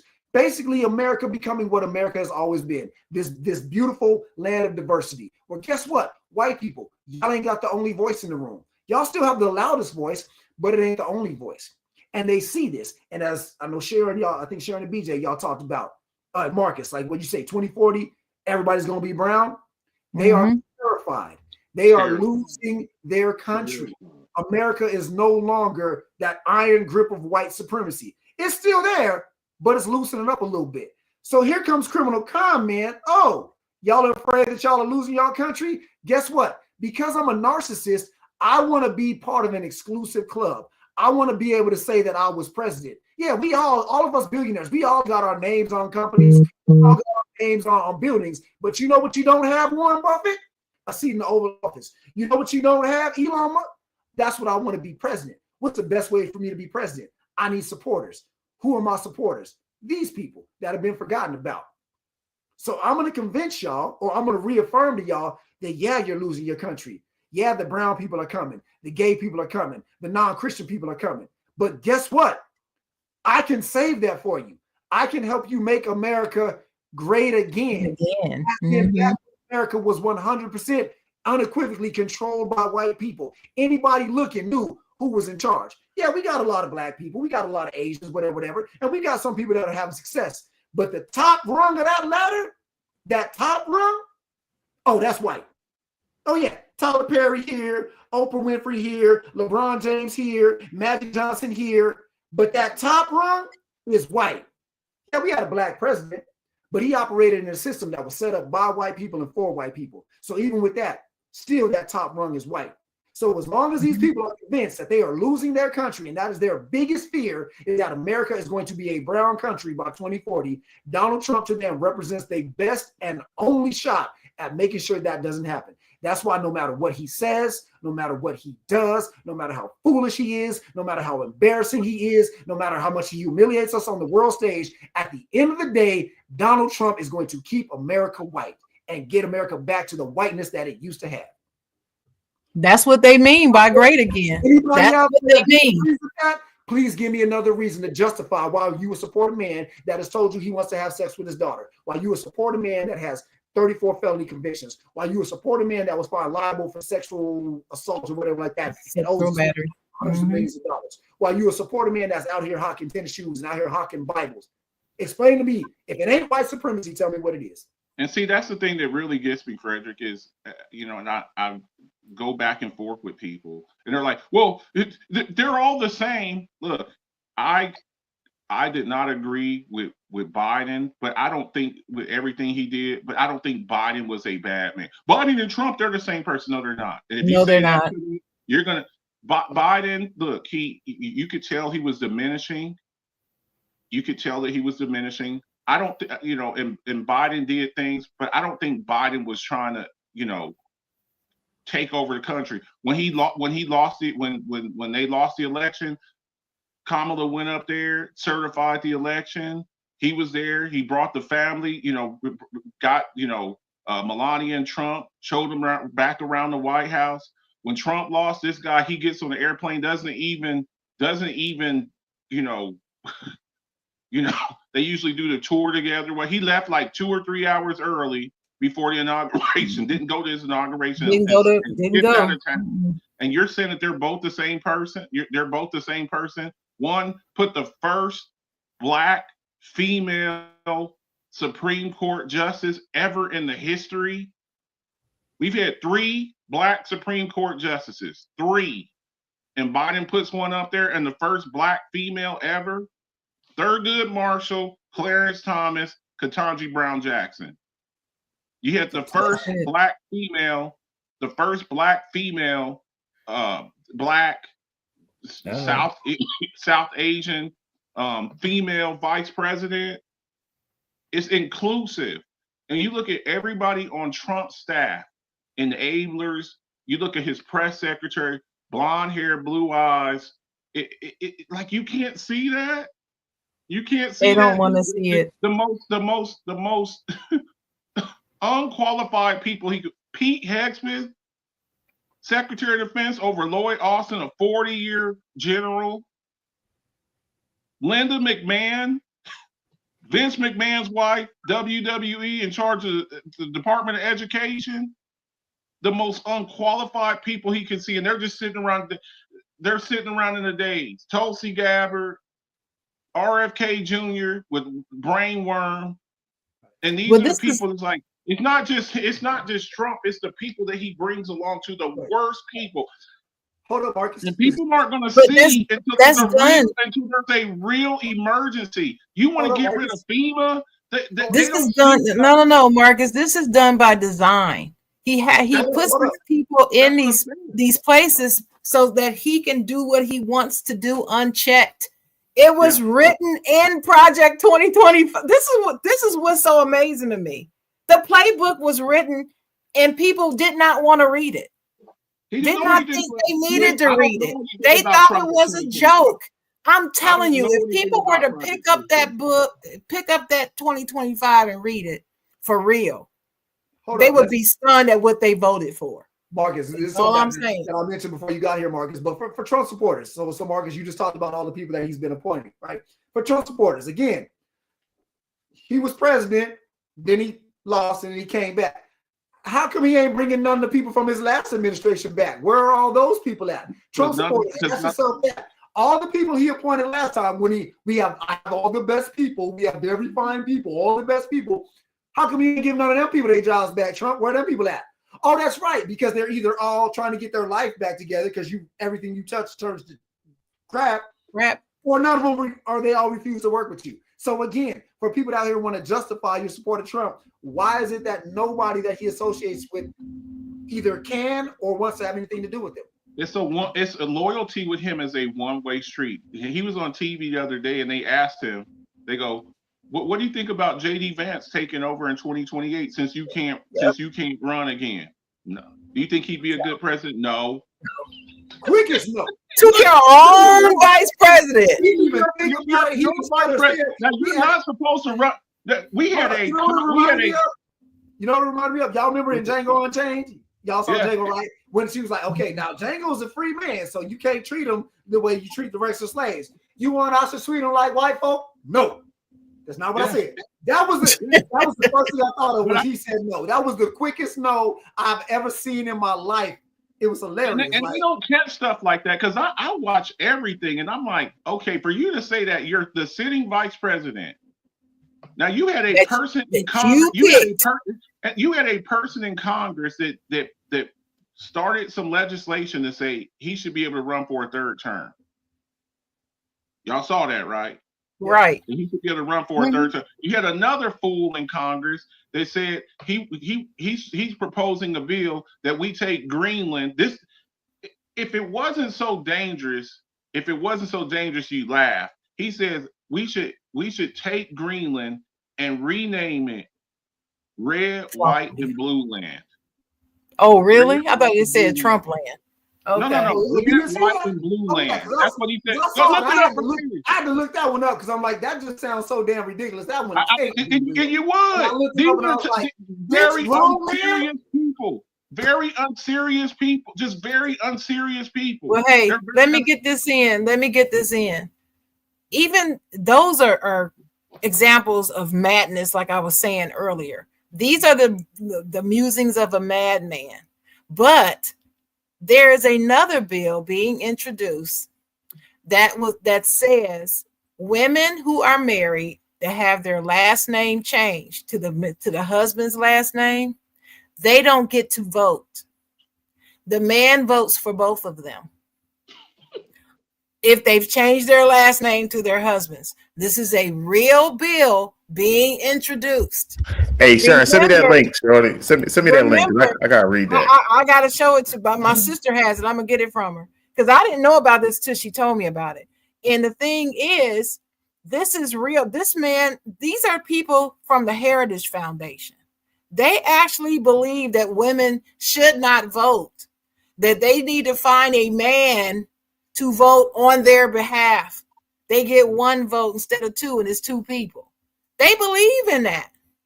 And I mean with fervor. And so this is why it's dangerous that the Republicans control the House and the Senate, because they're the ones that get these things passed. And now we have to sit up here and worry about this. And me being a Black woman, I'm worried about it from both sides. And I'm single, and JD Vance think that single people shouldn't have as much rights as married people. That's what our vice president is saying. Okay, that's what he honestly believes. This all is terrifying to me because this nation is in danger. And people do not understand when people comment that the United States is the greatest nation on earth, this comes beyond arrogance, the arrogance of Americans. This is the view of other countries who don't hate us as well. And now they can't say that because they know our borders are being compromised. Our Constitution is being used as toilet paper to wipe the asses of Americans now. And they see a president who is pushing to take over nations like they're just going to dinner. And people are not doing enough. So I want to end with this. I mentioned earlier how people in other nations are protesting more than we are. I believe that we Americans are forgetting the power of the public protest. That's what I believe. I don't know if any of you have read the book, Operation Breadbasket. Any show, any chat room, any conversation that I'm in with people about what we need to be doing, I tell them to go pick up that book and read it. It's about the civil rights movement in Chicago and how they were able to pull it off. And that book became the blueprint for the whole civil rights movement of the 60s that got us to where we are now. And I'm telling you, even though this is 2025 and we're in the technology age, there ain't nothing like a good old-fashioned protest on your ass. Ask the nation, I think it was Austria, I can't remember what nation this was, where it was led by a woman, and they were trashing the rights of women. And one day, all the women decided to stay home from work, shut the whole freaking country down. I'm telling you, protests work. But guess what we can't do? I can't go. I was just talking to my sister. I feel helpless because I can't go down to the public square in Durham and stand by the Durham bull that we have in the center and stand there by myself with a sign and expect some change to happen. We're not organizing and getting any of this shit together. We're doing great on social media talking about it, but we need to be in the streets. Them people in Germany, after Elon Musk did that thing, them people went crazy in Germany. I mean, almost hundreds of thousands of people went out.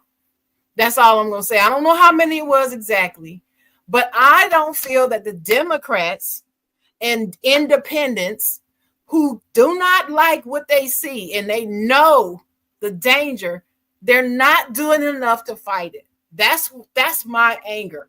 I'm done being angry with them idiots because we know what they are. We know they have no integrity. We know they don't care about any of us. But who I'm mad at is the Democrats and the independents and the Republicans who also know that this is wrong and will not do anything to stop it. That's where I'm at. And that's why I'm so afraid. So There's I a want to know the there's last thing I want to ask y'all, and y'all got to sum this up really quick because we got to go. I just want you to tell me, are you comfortable or do you feel like enough is being done by other Americans to stop this bullshit? And I'm going to start with you, Fred. No. And again, I'm gonna go back to Nation of Cowards because, like you just said, there's power. There's power in protest. I don't know if people are just waiting until it gets to that point if they don't understand how bad it is and that the protest should have started like 10 years ago, whatever. But yeah, because all this, like you said, we're great on social media. But I'll point it to this one last thing, and I'll leave it at that. We saw an active duty service person set themselves on fire on all of Taylor Swift's whole internet, burned himself to death, and nothing happened. Mm-hmm. Amen. Go ahead, BJ. We're going to end with Marcus. I don't know if people know what to do at this point. I don't know if people really want to do anything. We in the middle of mind my business, but I need help. Oh, I see that that's not right, but it's not happening to me. Oh, well, he stepped up and they chopped his head off. I don't want my head chopped off. So I think we're in the middle of, I don't want to say no sense of direction, but no real leader. No, I can't even say no real leadership either. Look, I don't know. We in the middle. I would say you can because you're right. But go ahead. We just in the middle of a crossroad, like a 4-way intersection, and no matter which way you go, it's dark at the end of that tunnel. And you got to have some big cojones to walk out there by yourself, because first you got to go by yourself. Ain't nobody going with you at first.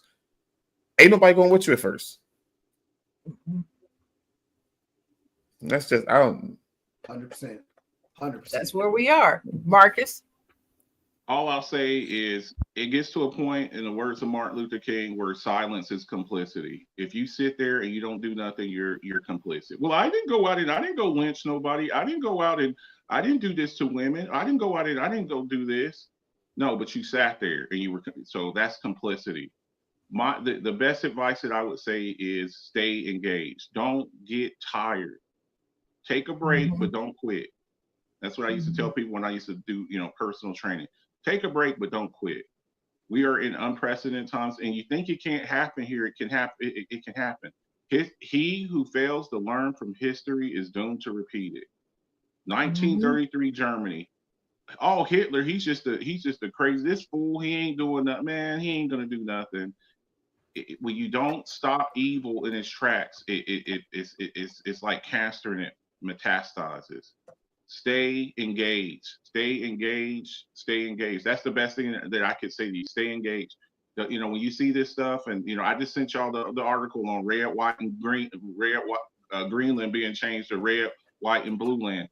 And it sounds so absurd. And people are like, oh, what they try to do is they just try to overwhelm you with BS. And you're just like, oh my God, oh, you're overreacting. No, this is real, man. This is real stuff. Get engaged. Stop being comfortable. Y'all are comfortable. You're too comfortable. I watched the Harriet Tubman movie the other day. I'll just real quick. And they told her because she was going back and forth grabbing slaves, and she gave like a little speech, and they're like, Harriet, that's too far away. And she goes, y'all are comfortable because you ain't never seen a young girl get raped. Y'all ain't ever really experienced and been in the blood and guts of slavery, where people are just murdered and girls are raped. Y'all are comfortable. Because this generation, they as the further we get away from the civil rights movement of the 1950s and 60s, these young kids, they think that you've always been able to go to a bathroom, that you've always been able to go to a counter and go get you something to eat. You've always been able to go to and drink out the same water fountain. You're comfortable because these kids don't understand. And Nana and Pawpaw, they're gone now. And we as parents, to an extent, we have failed these kids because they don't know. They think it's always been like this. The rights that they had, they think it's always been like this. Women have gotten comfortable. You think it's always been like this, where you could vote, or where you could have a bank account, or where you could have a credit card, or where you could own property. You think it's always been like this, and it hasn't. Read history. Read history. Stay off of this. Yes, thank you. I agree with all three of you. Here's what I'm going to say. You're right. People are too comfortable. People need to read history. And you need to watch and believe people when they show you who they are. When this election took place, this last presidential election, 92% of Black women voted for Kamala Harris. 92% did not vote for the other person. Wanted to make sure that he did not get in office. After the election and he won, in every Black woman, political and non-political group that I'm in, Black people have come out and said, don't ask me to help. Don't ask me to protest. You're on your own. Because we did what we were supposed to do. And Black women everywhere, all across my timeline, they are shutting down saying, I'm not going to do anything. Well, that lasted for me for about a week. I think I was about to tell y'all this in the chat before the show, and I didn't finish. That lasted for me for about a week. And then I heard my grandfather talking to me about how he used to have to go pay a poll tax to vote. And he would save up his little pennies to pay this poll tax to vote, hustle down to the place to vote, pay the money, and the person at the desk would look at him and say he still couldn't vote. Still couldn't vote. Nah, you ain't voting today. Nigga, you ain't voting today. And not with the A, with the ER.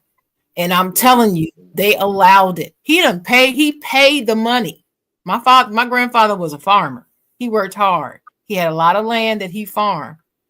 And he sent two kids to college, paid for it, everything. They didn't have scholarships and stuff. He did that on a farmer's salary. My grandmother didn't work. She stayed home.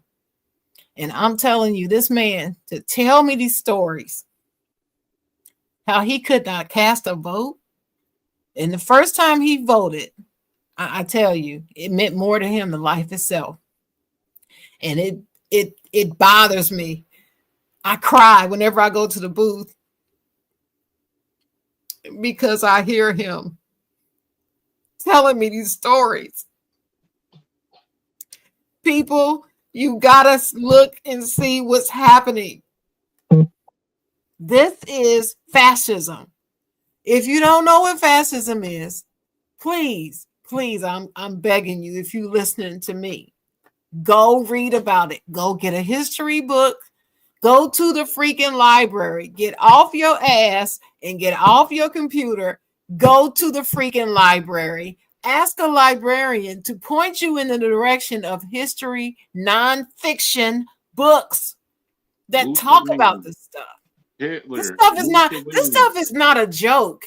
And these young people who have, like you were saying, further away from the civil rights movement we get, the less they care about it. When I tell these young people about how we couldn't, our parents couldn't vote and all that, we just got the right to vote in the 60s, man.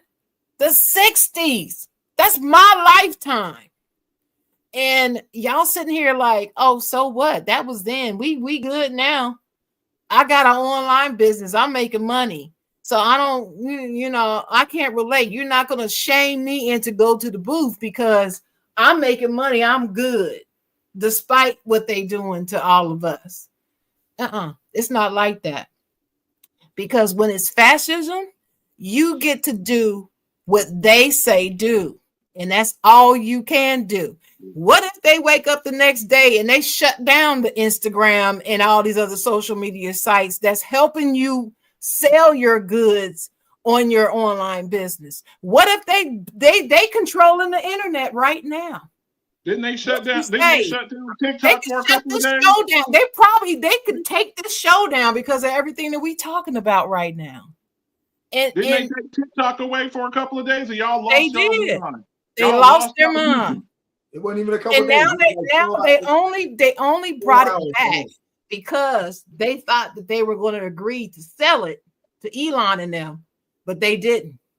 They said no, we're not. We turned down that offer.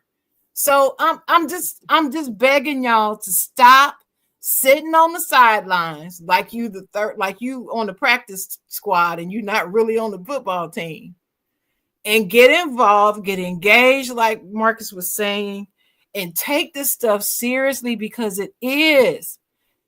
Your rights are in jeopardy. You think you got the right to go to the store and buy some clothes and then go out to the club that night and have a couple of drinks with your girls and post selfies of you twerking in the camera and all of that? What if they outlaw that?